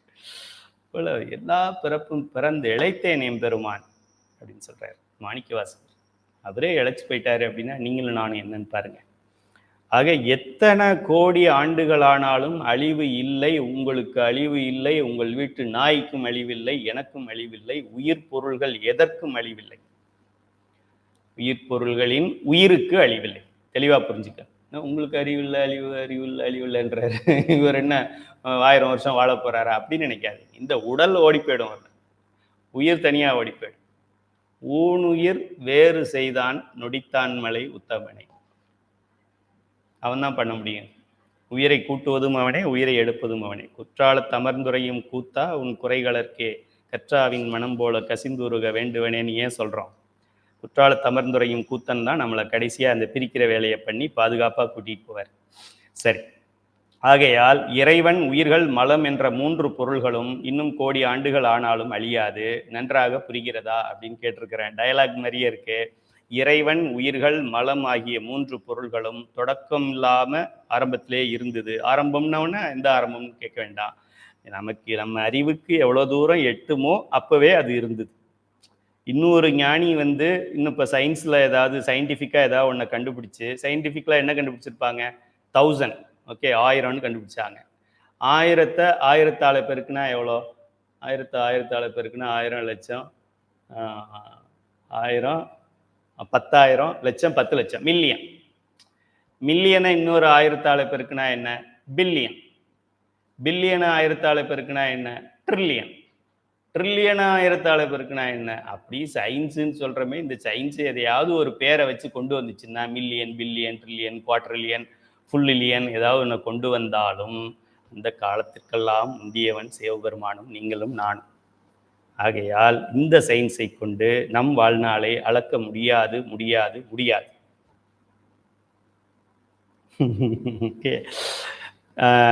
இதைத்தான் முப்பொருள் உண்மை என்று பெரியோர்கள் கூறுவார்கள். தோற்றம் இல்லாததுனால அழிவில்லை. காமன் சென்ஸ் தானே. தோன்றிய பொருள் அழியும், தோன்றாத பொருள் அழியாது. தோன்றாத பொருள் யாரு? சிவபெருமான். நீ, உங்களுடைய உயிர், என்னுடைய உயிர், இந்த மலமாகிய மும்மலங்கள் இதெல்லாம் தோன்றாத பொருள், என்றும் இருந்த பொருள். அதனால இது 3 அழியாது, மற்றதெல்லாம் அழிஞ்சு போயிடும். இதுக்கப்புறம் வர்ற 36 தத்துவங்களை இறைவன் படைக்கிறாரு. 36 தத்துவங்களும் அழிஞ்சு போயிடும். அதில் இருக்கிற 56 தாத்வீகங்களும் அழிஞ்சு போயிடும். உயிர் மட்டும் அழியாது. உயிர்கள் அழியாது. உயிர்கள்னு சொல்லும்போது ப்ளூரலில் சொல்லணும். இறைவன் என்று இருந்தானோ அன்றே உயிர்களாகிய நாமும் இருந்தோம். லட்சம், கோடி, கோடி கோடி வருடங்களுக்கு முன்னால் இறைவன் இருந்தான் என்றால் நம் உயிர்களும் அப்போதே இருந்தது.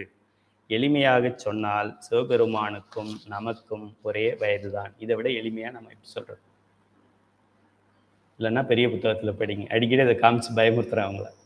அதை காமிச்சு பயமுறுத்தினா தான் நீங்கள் இதை ஒழுங்காக படிப்பீங்கன்றதுனால. சின்ன வயசில் என்ன பண்ணுவாங்கன்னா, குழந்தைக்கு சாதம் ஊட்டும்போது, சாப்பிடலை அவ்வளோதான், போலீஸ்காரன் வந்து பிடிச்சிட்டு போயிடுவான் அப்படின்னு சொல்லுவான். போலீஸ்காரனுக்கு பயந்துக்கிட்டு நிறையா சாப்பாடு சாப்பிட்ருக்கேன் நான் சின்ன வயசில். இல்லைன்னா வேறு ஏதோ ஒன்று சொல்லுவான், புச்சாண்டியை வந்துடுவான், இந்த இதான் வருவான், அவன் வருவான்னு சொல்லி பயமுறுத்தி சாப்பாடு ஊட்டுவாங்க. நிலாவை காட்டி ஊட்டுவாங்க, நம்ம சாப்பிட மாட்டோம். இப்போ பயமுறுத்தின பின்னாடி சாப்பிடுவோம். அதுதான் மறைப்பு சக்தி, அருளும் சக்திங்கிறது. நிலாவை காமிச்சு ஊட்டும் போது அருளும் சக்தி. போலீஸ் வருவான், பூச்சாண்டி வருவான், பேய் வரும், மாமா வந்துருவாரு, குச்சி எடுத்துக்கிட்டு வருவாரு அப்படின்னு சொல்லி மிரட்டி உருட்டி, எதுக்கு அதை மிரட்டுறது? தவறு கிடையாதுல்ல. மறைக்கும் சக்தியை ஏன் படைக்கிறான் கடவுள்? முட்டாளா? இந்த குழந்தைய சாப்பிட வைக்கணுமே, என்ன பண்றது? கெஞ்சணும், கூத்தாடணும், அது மாதிரியே நம்மளும் பண்ணணும். அது ஒரு வாயை வச்சுக்கிட்டு ஏபிசிடி சொல்லு அப்படின்னு சொல்லிச்சுன்னா நம்ம ஏபிசிடி எஃப்ஜிஹெச் சொல்லிக்கிட்டே இருக்கணும். இன்னும் சொல்லுன்னா நம்ம சொல்லிக்கிட்டே இருக்கணும். ஏன்னா அது சாப்பிடாது. இந்த வேலையை தான் அந்த அம்மா பண்ணிக்கிட்டே இருக்கிறாங்க. அருள் சக்தியும் திரோதான சக்திக்கும் இதுதான் வேலை. இதை சாமி பண்ணுறதுக்கு பொறுமை இருக்காதுன்ட்டு தான் பெண்கள்கிட்ட கொடுத்துருக்காரு. பெண்கள் பொறுமைசாலிகள், சகலகலா வள்ளிகள், ஒரு மல்டி ஸ்கில் அப்படின்னு சொல்லுவாங்க. இப்போது கிரிக்கெட்டில் ரொம்ப மாஸ்டராக இருக்கிற சச்சின் டெண்டுல்கர், விராட் கோலி அவங்கெல்லாம் வந்து ஃபுட்பால் ஆடுன்னா ஆட முடியாது. ஆனால் ஒரு வீட்டில் இருக்க ஒரு அம்மாவை வந்து நீ மருமக மாதிரி ஆடு அப்படின்னா சூப்பர் மருமகளாக ஆடுவாங்க. மனைவி மாதிரி ஆடுனா டக்குன்னு மனைவி மாதிரி பெஸ்ட் மனைவியாக ஆடிடுவாங்க. அம்மா மாதிரி ஆடு அப்படின்னா அம்மா, இந்த உலகத்தில் இந்த அம்மா மாதிரி வேற எந்த அம்மா மாதிரி இல்லாமல் ஆடுவாங்க. நமக்கே புரியாது. அம்மா மாதிரியும் நம்பர் 1ல வர்றாங்க, இது மருமகளாகவும் வர்றாங்க, மகளாகவும் வர்றாங்க, மனைவியாக வர்றாங்க. இவங்களுக்கு எதுதான் ஒரிஜினல் கேரக்டர் அப்படின்னு சந்தேகம் வந்துடும். இப்படி சகலகலா வள்ளிகள். நீங்களும் அப்படித்தான். இதில் நிறைய பெண்கள் இருக்கீங்க, கேட்டுக்கங்க. இறைவன், உயிர்கள், மலம் ஆகிய 3ம் அனாதி ஆகையால் அழிவு என்பது இல்லை என்ற முப்பொருள் உண்மையையும் சர்க்காரியவாதம், அண்டர்லைன் பண்ணிக்கங்க, சர்க்காரியவாதம். வாதத்தில் நம்ம நிறைய இடங்கள்ல வாதம் செஞ்சு தான் அதை நிலைநாட்டியிருக்கிறாங்க. அனல்வாதம், புனல்வாதம்லாம் நம்ம திருமுறையில் ஞானசம்பந்த பெருமானுக்கு மதுரையில் நடந்ததெல்லாம் அதுதானே. அனல்வாதம், புனல்வாதம். அனலில் வந்து உங்கள் மதத்தில் ஒரு பாட்டை எடுத்து போடு நெருப்பில், என்னுடைய பதிகத்திலேருந்து ஒரு பாடலை போடுறேன். ஏதாவது எது எரியாமல் தாங்கி நிற்கிதோ அந்த மதம் சிறந்த மதம்னு அர்த்தம். சமயம், மதம் இல்லை, சமயம். அதுபோல் இது வந்து அனல்வாதம். புனல்வாதம்னா தண்ணியில் விடுறது. இதை நம்ம படிச்சிருக்கிறோம் குலச்சிறை நாயனாரோட பதிகத்தை வைகை ஆற்றுல விட்டோன்னா அது தண்ணி போகிற வழியில் போகாமல் ஆப்போசிட்டில் ஜர்ன்னு நீர்மூழ்கி கப்பல் மாதிரி போயிடுச்சு. அது போகிற வேகத்தில் இவங்க குதிரையில் போயிருக்கிறாங்க அதை ட்ரேஸ் பண்ணுறதுக்கு. இப்போ எவ்வளோ வேகமாக போயிருக்குன்னு பாருங்கள். அவ்வளோ பெருமை வாய்ந்தது நம்முடைய பதிகங்கள் எல்லாம். திருநள்ளாறு பதிகம், வாழ்க அந்தணர் பதிகம், இது அப்படின்னு நினைக்கிறேன். இது 2 பதிகமும் அவ்வளோ சிறப்பு வாய்ந்தது. நம்ம என்ன நினைக்கிறோம், இதை படித்தா குழந்தை பிறக்குமா பிறக்காதுன்னு நமக்கு சந்தேகம் இருக்குது. வைகை ஆற்று வெள்ளத்தில் ஆப்போசிட்டில் அடிச்சுக்கிட்டு போய்கிட்டு இருக்கு. இது எய்த்த மாதிரி போகும் அப்படின்னு சொல்கிறாரு, அதேபடி போகுது. அது அப்போ எவ்வளோ சக்தி இருந்தால் போகும். செங்க கால்வாய்க்குள்ள உள்ள இருக்கிறவர் நமச்சிவாயன்னு சொல்லிக்கிட்டு இருந்தேன், அதனால நெருப்பு எரிஞ்சது எனக்கு தெரியல, தென்றல் வீசின மாதிரி இருக்குன்னு சொல்றாரு. கற்றுணை பூட்டியோர் கடலில் பாய்ச்சினும் நற்றுணையாவது நமச்சிவாயவே. கடல்ல கல்லை கட்டி நடுக்கடல்ல வயதான கிழவனை தூக்கி போட்டாலும் நமச்சிவாய என்று சொல்லி கொண்டிருந்தால் கரையேறு குப்பத்தில் கொண்டு வந்து கரையேற்றி விட்டுரும் இந்த நமச்சிவாயம் என்பது. இப்போ இந்த சர்க்காரியவாதம் அப்படிங்கிற வாதத்தின் மூலம் இதை நம்ம அனல்வாதம் புனல்வாதம் மாதிரி இந்த அறிவு வாதத்துல சரி. அப்போ சிவபெருமான் வந்து இருந்தாருன்னு சொல்றீங்க, நீங்களும் இருந்தீங்கன்னு சொல்றீங்க. அப்போ அவர் எங்க இருந்தாரு, நீங்க எங்க இருந்தீங்க? இது மாதிரி கேள்விகள். சரி, இப்போ சிவன் எப்படியும் அழிய மாட்டாரு, உங்களுக்கு அழிவு உண்டுதானே. இப்போ நீங்க அழிஞ்சா எங்க போவீங்க? நீங்க செத்த பின்னாடி நீ என்ன கேள்வியை எப்படி வேணாலும் கேளு, தோசையை திருப்பி திருப்பி போட்டு கேளு, தோசை தான். அதுபோல இந்த சர்க்காரியவாதம் என்பது நம்மளுடைய அடிப்படையாக சுருக்கமாக இது சொல்லுவது என்னன்னா, இல்லது தோன்றாது, இல்லது தோன்றாது. ஏதாவது ஒரு பொருள் தோன்றுகிறது என்றால் அதுக்கு மூலப்பொருள் இருந்திருக்க வேண்டும். ஆங்கிலம் தெரிந்தவர்களுக்கு காஸ் அண்ட் எஃபெக்ட்னு சொல்லுவாங்க. Law of cause and effect என்று பெயர். ஒரு எஃபெக்ட் இருக்கிறது என்றால் அதுக்கு ஒரு காசு இருக்கிறது, காரணம் இருக்கின்றது. ஒரு காரியம் நடக்கிறது. இப்போ என்ன காரியம் நடக்குது? பஞ்சபுராணம் 50,000 பேர் பாடுறாங்க. ஒரு காரியம் நடந்துகிட்டு இருக்கு. எங்கே போனாலும் அதே பஞ்சபுராணமா இருக்கு. காலையிலேருந்து சாயங்காலம் வரைக்கும் ஐயா போடுற பதிவெல்லாம் பஞ்சபுராணமாகவே இருக்கின்றது. இது வந்து காரியம் வெளியில் நடந்துகிட்டு இருக்கு. இதுக்கு என்ன? இதுக்கு ஒரு காரணம் இருக்கு. சிவபெருமான் எல்லாரும் பாட சொல்லி கேட்கணும்னு ஆசைப்படுறேன். அந்த காரணம்தான் இந்த காரியமாக விரிவடைந்து கொண்டிருக்கின்றது. இல்லைன்னா விரிவடையாது. ஆக இப்படி ஒன்று நடக்குது அப்படின்னா, இப்படி ஒருத்தர் நடத்துறாரு அப்படின்னு இருக்கிறதுனால தான் அது நடக்குது, இல்லைன்னா நடக்காது. இப்போ நான் வகுப்பு எடுக்கிறேன் அப்படின்னா அதுக்கு ஒரு காரணம் இருக்கு. என்னுடைய குருநாதர் உனக்கு தெரிஞ்சதை தெரிஞ்ச அளவுக்கு மற்றவங்களுக்கு சொல்லுப்பா, தப்பா சொல்லிடாத, கொஞ்சமா தெரிஞ்சா கொஞ்சமா சொல்லு அப்படின்னு சொல்லி கொடுத்தாரு. அதனால நான் சொல்லிக்கிட்டு இருக்கேன் அவங்கள்ட்ட. ஆக லா ஆஃப் காஸ் என்று இருந்தால் லா ஆஃப் எஃபெக்ட் உண்டு. புண்ணியம் செய்வார்க்கு பூ உண்டு நீர் உண்டு அப்படிங்கிற போல நம்ம நல்லது செஞ்சால் நல்லது உண்டு, கெட்டது செஞ்சால் கெட்டது உண்டு. வினை விதைத்தால் வினையை அறுப்பார், திணை விதைத்தால் திணை அறுப்பார், நெல்லை விதைத்தால் நெல்களை அறுப்பார், கொல்லை விதைத்தால் கொல்களை அறுப்பார், கடலையை விதைத்தால் கடலைகளை அறை. சிவபெருமானுடைய கருணை என்ன தெரியுமா? 10 பாவங்கள் செஞ்சிருந்தா ஒரு பாவத்துக்கு தண்டனை கொடுப்பார். அது கொடுக்கலன்னா நமக்கு தெரியாது பாவம் பண்ணது, அதுக்காக கொடுப்பார். குறைச்சிட்டு கொடுப்பார். பாவத்தை நமக்கு திரும்ப கொடுக்கும்போது டிஸ்கவுண்ட் பண்ணி கொடுப்பார். ஒரு நன்மை செஞ்சிருந்தா 10 நன்மைக்கு உண்டான பலனை கொடுப்பார். நன்மையை கொடுக்கும்போது அப்படி கொடுப்பார். இப்படிப்பட்ட பெருமான் நம் பெருமான். இல்லது தோன்றாது, அதுவா தோன்றாது. உள்ளது அழியாது. உள்பொருள் என்றால் இப்போ ஒரு பொருள் இருக்கு அப்படின்னா இது அழிஞ்சு போயிடும். இந்த உலகம் அழிஞ்சு போயிடும், ஊழி காலம் அழிஞ்சு போயிடும். அழிஞ்சு போயிடும்னா என்ன அர்த்தம்? சுருங்கி போயிடும்னு அர்த்தம். காணாம போயிடாது.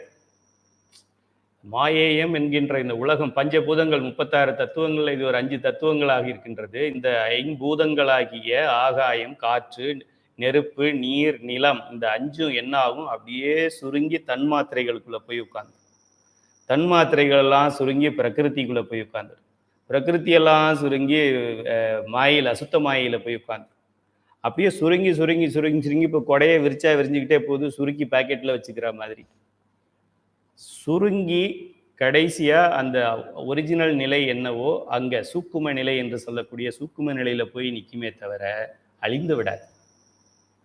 மாயையை இறைவன் கூட அழிக்க முடியாது, ஆணவமலத்தையும் அவரால் அழிக்க முடியாது. அவர்கிட்ட போகாதே தவிர நம்ம கிட்ட இருக்கிறத குறைக்கலாமே தவிர ஆணவமலத்தை இந்த உலகத்துலேருந்தே நான் அழிச்சிட்டேன், இப்போ வர்ற வருஷப்பிறப்புக்கு அப்புறம் இனிமேல் ஆணவமலம் கிடையாது அப்படின்னு சிவபெருமான் சொல்ல முடியாது. ஆணவ மலம் திருநீர் அணிந்தவர்களுக்கு பாதிப்பு உண்டாக்காது. அவ்வளவுதான் அவர் சொல்ல முடியுமே தவிர, இந்த உலகத்திலிருந்து ஆணவ மலம் அழிந்து விட்டது அப்படின்னு ஒரு நாள் அறிவிப்பு ஜிஓ கவர்மெண்ட் ஆர்டர் ஜெனரல் ஆர்டர்லாம் சிவபெருமானே போட முடியாது. ஆக உள்ளது அழியாது. இந்த 3 பொருள்கள் அழியாத பொருள்கள். எது எஃபெக்டாக இருந்தது, காஸ் அண்ட் எஃபெக்ட், காரண விளைவு என்று சொல்லுவோம் தமிழில். அந்த விளைவு ஒன்று இருந்தால் விளைவு சுருங்கும் போது காரணத்துல தான் போய் சுருங்கும். அந்த காரணம் என்றாவது ஒரு நாள் விளைவாக வருமே தவிர, காரணம் இல்லாம நெருப்பு இல்லாம புகையாதுன்னு சொல்றோம்ல, நெருப்பு இல்லாம புகையாது. புகை வருதுன்னா என்ன அர்த்தம்? நெருப்பு இருக்குன்னு அர்த்தம். இதுதான் நிறுவுதல். என்ன இது, நெருப்பு இல்லாம புகையாது அப்படின்னு நம்ம சாதாரண வழக்கத்தில் சொல்றோம். ஒரு புகை வருது அப்படின்னா அங்க நெருப்பு இருக்கு என்று பொருள். அதுபோல இந்த உள்ள பொருள்கள் அழிந்து விடாது, சுருங்கி அதோடைய ஒரிஜினல் நிலை என்னவோ அதுல நிற்கும். ஒரு உதாரணத்துக்கு சொல்றேன். இப்போ எலெக்ஷன்ல ஜெயிக்கிறதுக்கு முன்னாடி ஒருத்தர் எப்படி இருப்பாரு, எலெக்ஷன்ல ஜெயிச்சு ஒரு பதவிக்கு வர்றாருன்னு வச்சுக்கோங்க, ஒரு மினிஸ்டராவோ இல்லை ஒரு சிஎம்ஆவோ பிஎம்ஆவோ பிரசிடென்ட்டாவோ ஏதோ ஒரு பதவிக்கு வர்றாரு, சின்ன போஸ்டே வச்சுக்கோமே, ஒரு பஞ்சாயத்து யூனியனில் இப்போ தலைவர் ஆகிடுறாருன்னு வச்சுக்கோங்க. தலைவர் ஆகி ஆகி ஆகி அப்படியே விரிவார். இந்த 5வது வருஷம் இப்போ வரப்போகுது இல்லையா, ஏப்ரல் மேல ஏதோ எலெக்ஷன் வருதுன்னு சொல்கிறாங்களே, அந்த எலெக்ஷனுக்கு அப்புறம் அவர் ஜெயிக்கலை அப்படின்னா அப்படியே சுருங்கி முன்னாடி எப்படி இருந்தாரோ அப்படி ஆகிடுவார். போன தடவை அவர் போகும்போது முன்னாடி 7 பைலட்டு, பின்னாடி 4 இது ரோட்டை டிராஃபிக் பண்ணுவாங்க. இந்த தடவை பதவியில் இல்லாதப்போ போனால் நாய் கூட திரும்பி பார்க்காது. நாய்க்கு தெரியும் இது இவன் பதவியில் இல்லை அப்படின்னு சொல்லிட்டு. ஆக அந்த ஓஹோ அப்படின்னவர் எப்படி அடங்கி ஒடுங்கி உட்கார்றாரோ அதுபோல இந்த மாயேயமாக விரிகின்ற மாயை பெருமான் சுருக்கும் போது சுருங்கி இந்த நாயை அப்படியே பேசாமல் படுத்து கிடக்கும் வீட்டில் கால் கிட்ட. அது போல படுத்து கிடக்கும், பெருமானுடைய திருவடியில் அமைதியாக படுத்து கிடக்கும், ஆரவாரம் பண்ணாமல். இதைத்தான் இல்லது தோன்றாது, உள்ளது அழியாது, law of cause and effect, காரண விளைவு. காரணம் இருந்தால் விளைவு இருக்கும், விளைவு இருக்கின்றது என்றால் காரணம் இருக்கும், காரணமில்லாத விளைவு ஒரு காலத்திலும் வராது. விளைவு விளைஞ்சிட்டு அப்படியே போயிடாது. இப்போ ஒரு நெல் போடுறோம், நெல்லுலேருந்து நெல் கதிர், நிறைய நெல்கள் வருது. அப்புறம் இந்த நெல் கதிர் என்ன ஆகுது, திரும்ப விதை நெல் ஆகுது. ஒரு போர்ஷனாவது விதை நெல் ஆகுதே தவிர அது அப்படியே எல்லாம் போயிடாது. அப்படியே எல்லாம் போயிட்டா அப்புறம் இனப்பெருக்கத்துக்கு என்ன இருக்கு? ஸோ இதுதான் சர்க்காரியவாதம் அப்படின்னு நம்ம சொல்கிறோம். இது ஒரு முக்கியமான கொள்கை சைவ சித்தாந்தத்தில். இந்த சைவ சமயத்தில் சொல்லப்படுகின்ற விளக்கப்படுகின்ற ஒரு இந்த ரூலை சொல்லி எல்லா சமயங்கள்ல இருக்கிற சந்தேகத்தையும் தீர்த்துட்டாங்க பெரியவங்க. இப்போ என்ன கேட்குறாங்க, இப்போ நம்ம பெரியார்கள், நம்ம இவர் அருள்ந்தி சிவம், இவர் சகல ஆகம பண்டிதர், இவருக்கு தெரியாததே கிடையாது. இவர் என்ன கேட்குறாரு, பிரபஞ்சம் வந்துச்சுன்னு சொல்றிய, பிரபஞ்சம் எப்படி வரும், பானை எப்படி வரும்? மண் இருக்கணும், அதுக்கு சுத்திர வீல் இருக்கணும், அதுக்கு ஒரு குயவன் இருக்கணும், அதுதான் பானையாகும். பானையா வந்துருச்சு அப்படின்னு ஒரு சமயத்துல சொல்றாங்க. இதுக்கு லட்சக்கணக்கான ஃபாலோயர் இருக்காங்க. பானையாவே வந்துச்சு. பானையாவே வராது, மண்ணு பானையாச்சு. சரி, பானை என்ன ஆகும்? டார்வினை கேட்டா என்ன சொல்லுவாரு? பானை மனுஷன் ஆயிடும், பானை ஜிம்பன்சி ஆகும், ஜிம்பன்சி மனுஷன் ஆயிடும் சொல்லுவார். எப்படி ஆகும்? பானைக்கு உயிர் கிடையாது. பானை என்ன ஆகும்?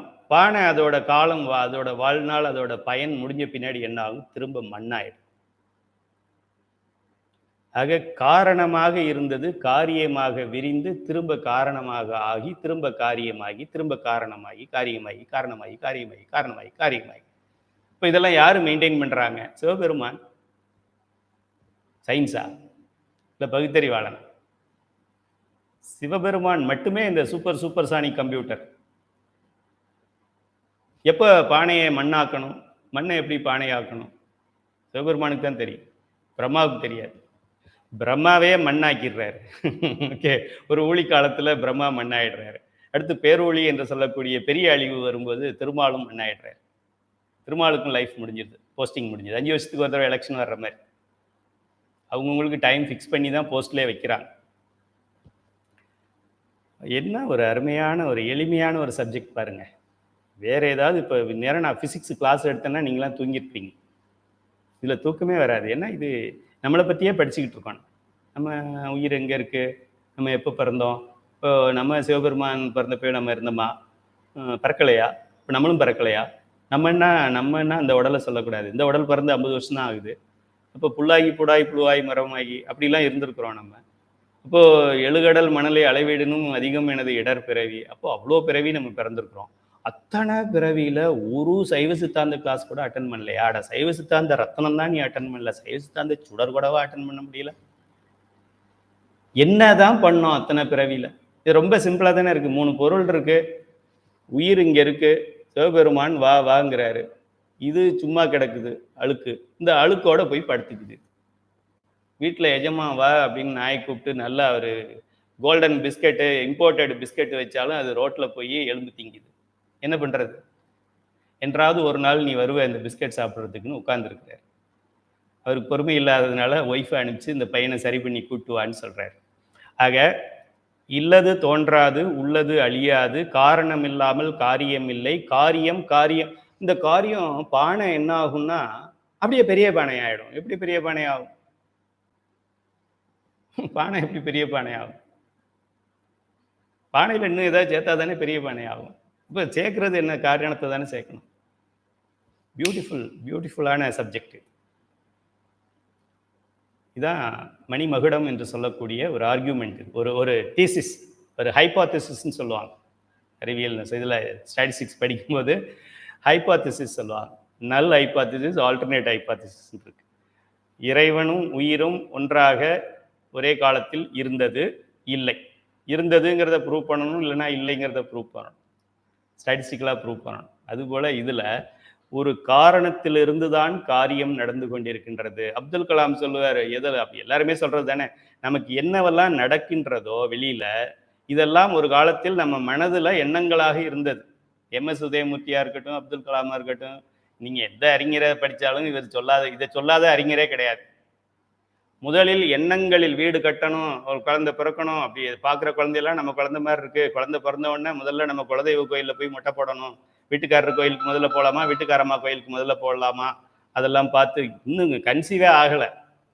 அதுக்குள்ளேயும் மனதில் எல்லாமே வளர்த்தாச்சு. பிள்ளைக்கு சாதம் ஊட்டுறோம், திடீர்னு எழுந்திரிச்சு ஐயோ பாவம் பிள்ளை யூரின் போயிட்டான் போல் இருக்கே அப்படின்லாம் பார்க்க தோணுது, இன்னும் கன்சீவ் ஆகிறதுக்கு முன்னாடியே. ஆக இந்த எண்ணங்கள், தூளமாக இருந்த எண்ணங்கள் தான் ஒரு தடவை சூக்குமமாக இருந்த எண்ணங்கள் தூளமாக ஒரு தடவை வெளிப்படுது. இந்த காரணம்தான் காரியமாகின்றது. இதுதான் சர்க்காரியவாதம். ரொம்ப சிம்பிள் சப்ஜெக்ட். சித்தாந்தம் என்றாலே முடிந்த முடிவு என்று பொருள். சித்தாந்தம்னா philosophy, master of philosophy, MPhil philosophy, direct doctor of philosophy, PhD, அந்த பிலாசபி கிடையாது. அல்டிமேட் சயின்ஸ் இதுதான். மேலே நீ ஒன்றும் ஆராய்ச்சி பண்ணாது. இதை எப்படி ஃபாலோ பண்ணுறதுன்னு பாரு. இதுக்கு மேலே ஆராய்ச்சி ஒன்றும் வேண்டாம், இதெல்லாம் முடிஞ்சு போச்சு. ஒன்றைய விட புத்திசாலிங்கெல்லாம் இதெல்லாம் அவங்க இப்படி போட்டு பார்த்து, அப்படி போட்டு பார்த்து, இப்படி போட்டு பார்த்து, தலைகீழாக போட்டு பார்த்து, கிழக்கை திருப்பி வச்சு, மேற்கை திருப்பி வச்சு எல்லாம் பார்த்து ஃபைனலைஸ் பண்ணி சொல்லியாச்சு. அதனால இதில் ஆராய்ச்சி பண்ணாத, ஃபாலோ பண்ணு. சித்தாந்தம் என்றாலே முடிந்த முடிவு. இதெல்லாம் கேள்வியில் வருமா? எக்ஸாமில் வரப்போகுது. சித்தாந்தம் என்றால் அப்படின்னு போட்டுட்டு டேஷ் போட்டுட்டு அங்கே பதில்கள் கொடுத்துருப்போம். அந்த பதில்களில் ஏதாவது ஒரு 4-5 பதில் மாற்றி மாற்றி கொடுத்துருப்போம். சித்தாந்தம் என்றால் பசு, முடிந்த முடிவு அப்படின்னு சாய்ஸில் இருக்கும். நீங்கள் சாய்ஸில் முடிந்த முடிவுங்கிறத எடுக்கணும். இது ரொம்ப ஈஸி தானே, பார்த்துக்கிட்டே எடுக்கலாம். ஓப்பன் புக் எக்ஸாம் தான். அடுத்த வாரம் எக்ஸாம் வரப்போகுது, ஃபர்ஸ்ட் எக்ஸாம். மொத்தம் 8 எக்ஸாம் இருக்குது. அடுத்த வாரம் இந்த ரெண்டு பாடத்துலேருந்தும் ஒரு தேர்வு வரப்போகுது. சித்தாந்தம் என்றாலே முடிந்த முடிவு என்று பொருள். இதுதான் மெய், மற்றதெல்லாம் பொய். இந்த மெய்யை நமக்கு எளிமையாக விளக்கியவர்கள் மெய்கண்டார் போன்ற அருளாளர்கள். இப்போ மெய்கண்டார் தான் இதை புதுசாக சொன்னார் அப்படின்னு நம்ம நினைக்க வேண்டாம். மெய்கண்டார் இப்போ 13ஆம் நூற்றாண்டை சேர்ந்தவர். திருமூலர் எந்த நூற்றாண்டை சேர்ந்தவர்? திருமூலர் எழுதிய திருமந்திரத்தை மண்ணுக்கு அடியில் புதைந்திருந்த மண்ணுக்கு அடியில் தோண்டி எடுத்தது திருஞான சம்பந்தர். அப்போ நிச்சயமா திருஞான சம்பந்தருக்கு முன்னாடி தானே திருமூலர் பிறந்திருக்கணும். மெய்கண்டார் இப்போ 13ஆம் நூற்றாண்டு, சேக்கிலாருக்கு அப்புறம் நினைக்கிறேன் மெய்கண்டார். ஸோ அப்போது நமக்கு திருமூலர் திருமந்திரத்தில் இது சொல்லப்பட்டிருக்கிற சைவ சித்தாந்தத்தில் உங்களுக்கு ஏதாவது சந்தேகம் வந்துச்சுன்னா திருமந்திரம் படிச்சிங்கன்னா தெரியும். அதனால தான் திருமந்திரத்தை 12 திருமுறைகளில் 10ஆம் திருமுறையாக வைத்திருக்கின்றார்கள். அது தோத்திர நூல் பாட்டாகவும் அதை நம்ம பாடலாம். அது சாத்திர நூல். இந்த 14 சாத்திரங்களோட 15வது சாத்திரமா அதை வச்சுக்கலாம். முதல் சாத்திரமா கூட வைக்கலாம்.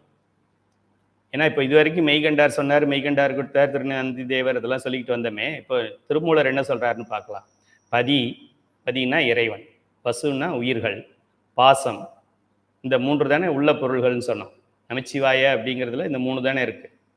பதி, பசு, பாசம் என பகர் 3ல் இந்த 3 பொருள்களில் பதியினை போல் பசுவும் பாசமும் அனாதி. சிவபெருமானைப் போலவே நான் சொன்னேனே, நம்ம 2 பேருக்கும் ஒரே வயசு தான், சிவபெருமானுக்கும் நமக்கும் ஒரே வயசுன்னு சொன்னேனே, அது நானா சொல்லலை, எல்லாம் அருளாளர்கள் சொன்னதை வச்சு சொல்கிறேன். பதியினை போல் பசு பாசம் அனாதி. எப்படி சிவபெருமானோ அதுபோல இந்த உயிர்களும் மலங்களும் அனாதி பொருள்கள். அவர் என்று இருந்தாரோ அன்றே இவையும் இருந்தன. திருமூலருடைய வாக்கு. பாடல்லாம் கொடுத்துருக்கிறேன் 10ஆம் திருமுறையில் முதல் தந்திரத்தில் 3வது பாடல். நானா ஏதாவது மாற்றி எழுதிட்டேனோன்னு நினைக்காதீங்க. பதியினை போல் பசு பாசம் அனாதி. இதுலேயே இது வரைக்கும் நடத்தின பாடம்லாம் முடிஞ்சு போச்சு. இனிமேல் வரப்போகிற பாடம் தான் பின்னாடி வர்ற வரை. பதியினை சென்று அணுகா பசு பாசம், பதி அணுகில் பசு பாசம் நிலாவே. இதை நம்ம அடுத்தடுத்த பாடங்களை பார்ப்போம். இன்றைய பாடத்தில் பார்த்தது இந்த முதல் 2 வரிகள். பதி, பசு, பாசம், இறைவன், உயிர்கள், மலம் என்ற 3ல் இறைவனைப் போலவே உயிர்களும் மலங்களும் அனாதி பொருள்கள், அன்றே இருந்த பொருள்கள் தான் இன்றைய பாடம். இங்கே பதி என்பது இறைவன், பசு என்பது உயிர்கள், பாசம் என்பவை மலம். நாமக்கல் கவிஞர் ராமலிங்கம் பிள்ளையின் தமிழன் என்று சொல்லடா தலை நிமிர்ந்து நில்லடா சினிமா பாட்டை சொன்னதான் நமக்கு புரியுது. தமிழன் என்று சொல்லடா தலை நிமிர்ந்து நில்லடா என்ற வரிகள் போல் இன்று உலக அளவில் சைவன் என்று சொல்லடா தலை நிமிர்ந்து நில்லடா என்ற பெருமை பெற்றது சைவ சமயம். இப்படி நான் தூக்குறதுனால நான்கிற அகந்தைன்னு சொல்லாதீங்க. நான் அகந்தை வேற, எனக்கு இது தெரியும் அப்படிங்கிறது வேற. நான் என்ற அகந்தை இருக்கக்கூடாதுன்னு தெரிகிறதே ஒரு அறிவு தானே அது. அதுவும் தெரியாம இருந்தா என்னையே அறியேன், என்னையே அறியும் அறிவறியேன். மாணிக்கவாசகர் சொல்றாரு, உன்னையே தான் எனக்கு தெரியலப்பா, உன்னை புரிஞ்சுக்க முடியல, உன்னை அறிகிறது எப்படி என்கிற நின்னையே அறியும் அறிவறியேன். எனக்கு பதி பசு பாசம்னா தெரியல, அதை கற்றுக்கிறதுக்கு சைவ சித்தாந்த சுடர்னு ஒன்று இருக்குது, அதில் போய் அட்டன் பண்ணால் கற்றுக்கலாங்கிறதும் எனக்கு தெரியலை. அப்போ நீ எப்போ பதி பசு பாசத்தில் மாஸ்டர் ஆகிறது? நின்னையே அறியேன், நின்னையே அறியும் அறிவும் அறியேன். எப்படி அறிகிறதுங்கிற அறிவு கூட எனக்கு இல்லை அப்படின்னு சொல்கிறார். அதுதான் இங்கே நம்மளுடைய சைவ சமயத்தில் 3 பொருள்கள் உள்ளன, 3ம் அனாதி பொருள்கள். இந்த 3ஐ தவிர வேறு பொருள்கள் எதுவும் இல்லை. இந்த 3க்கும் தொடக்கம் இல்லை, இந்த 3க்கும் அழிவு இல்லை. ஆனால் இந்த 3ம் கிரியாசக்தியும் ஞான சக்தியும் வேற. முருகன் 2 பொண்டாட்டி கட்டியிருக்காரு. உங்கள் சாமி 2 பொண்டாட்டி கட்டுது, அப்போ நீங்கள் எல்லாரும் 2 கட்டிக்கலான்னு அர்த்தமாங்க. கிரியாசக்தி, இச்சாசக்தி, ஞான சக்தி ஆகிய 3ஆ நின்று காமிக்கிறார் சாமி. இல்லைன்னா நமக்கு இப்படி ஒரு 3 சக்தி இருக்குன்றதே நமக்கு தெரியாமல் போயிடும். பின்னாடி பாடத்தில் அதை நம்ம படிக்க போகிறோம். ஆக இவ்வளவு ஒரு பெருமை வாய்ந்தது இந்த சைவ சமயம். சைவத்தின் மேல் சமயம் வேறில்லை, அதிர்ச்சார் சிவமாம் தெய்வத்தின் மேல் தெய்வம் இல்லை எனும் நான்மறை சொற்பொருள். அது பாடல் பெருசாக இருக்கும், நான் அந்த 2 வரியை மட்டும் இங்கே உங்களுக்கு கொடுத்துருக்குறேன். சைவத்தின் மேல் சமயம் வேறு இல்லை, அதில் சார் சிவமாம் தெய்வத்தின் மேல் தெய்வம் இல்லை. இப்படியாக எந்த ஒரு மதத்திலும் இல்லாத அளவுக்கு இந்த முப்பொருள் உண்மையை எடுத்து சொன்னது சைவ சமயம். சைவர்களாக பிறந்ததில் நாம் பெருமை கொள்ள வேண்டும். இந்த அளவில் இந்த சைவ சித்தாந்த சுடர் பயிற்சி வகுப்பின் அழகு 2ன் சிந்தனை நிறைவு பெறுகிறது. ரொம்ப எளிமையான பாடம், ரொம்ப முக்கியமான பாடமா, ரொம்ப கான்ட்ரடிக்டிங்காக இருக்கும். நமக்கே இவ்வளோ நாள் நம்ம இது தெரியாத கருத்தெல்லாம் இதில் இருக்கும். சிவனுக்கும் நமக்கும் ஒரே வயசா? ஐயா புரியாமல் சொல்கிறாரோ. வயதில் ஒன்று, அறிவில் வேற. இப்போ நம்ம வயதுலேயே நாமளும் நம்ம ஃப்ரெண்ட்ஸ், நம்ம கிளாஸ்மேட்ஸ் இருக்கோம். இப்போ என் கூட படித்தவங்கள என்னை விட பெருசாக பெரிய அளவில் நிறைய பேர் இருக்காங்க, என்னை விட மோசமாக நிறைய பேர் இருக்காங்க. நாங்கள்லாம் ஒரே வருஷம் பிறந்தவங்க, 1969 பிறந்தோம். நாங்கள்லாம் ஒரே கிளாஸ்மேட்டு. காலேஜில் கூட நாங்கள் ஒரே பேட்ச்மேட்டு. அப்படின்னா அவன் ஏஎஸ் ஆஃபீஸராக இருக்கான், இவன் அவனுக்கு பியூனாக இருக்கான், நான் நடுநிலையில் இருக்கேன். இப்போ ஒரே வயது அப்படிங்கிறதுனால ஒன்றா தான் இருக்கணும்னு அவசியம் கிடையாது. பிரக்ஞானந்தாவா யாரோ ஒரு சின்ன குழந்தை, ஒரு பையன் செஸ் விளையாடுறாரு. அவர் விளையாடுறதெல்லாம் யார்? 30 வயசு 40 வயசு வாழ்ந்த உலகத்தில் இருக்கிற சாம்பியன்ஸ் கூட அவர் விளையாடுறாரு. இப்போ வயதுக்கும் இந்த அறிவுக்கும் சம்பந்தம் இல்லை. சின்ன குழந்தையா இருந்து வயதில் சின்னதாக இருந்தாலும் அறிவில் பெருசாக இருக்குது. மூர்த்தி சிறிதுனாலும் கீர்த்தி பெரிது. ஆக வயதை வைத்து நாம் கம்பேர் பண்ணக்கூடாது.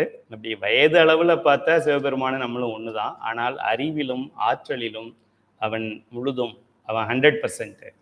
நம்ம நம்ம ஒரு 50% இருந்து 50லேருந்து 100க்கு போகணும். 50லேருந்து சாமி என்ன சொல்கிறாரு, அந்த சைன் போர்டு காமிக்கிறார், இப்படி வா, இந்த பக்கம் போனால் சிவம், இந்த பக்கம் போனால் மலம். இப்போ நீ ஒரு உதாரணத்துக்கு சொல்கிறேன், நீ இப்போ 50 மார்க்கில் இருக்க, நல்லா படிக்கிற பையங்களோட சேர்ந்து தினந்தோறும் நீ ஒழுங்காக படித்து வாத்தியாருக்கு வணக்கம் வச்சா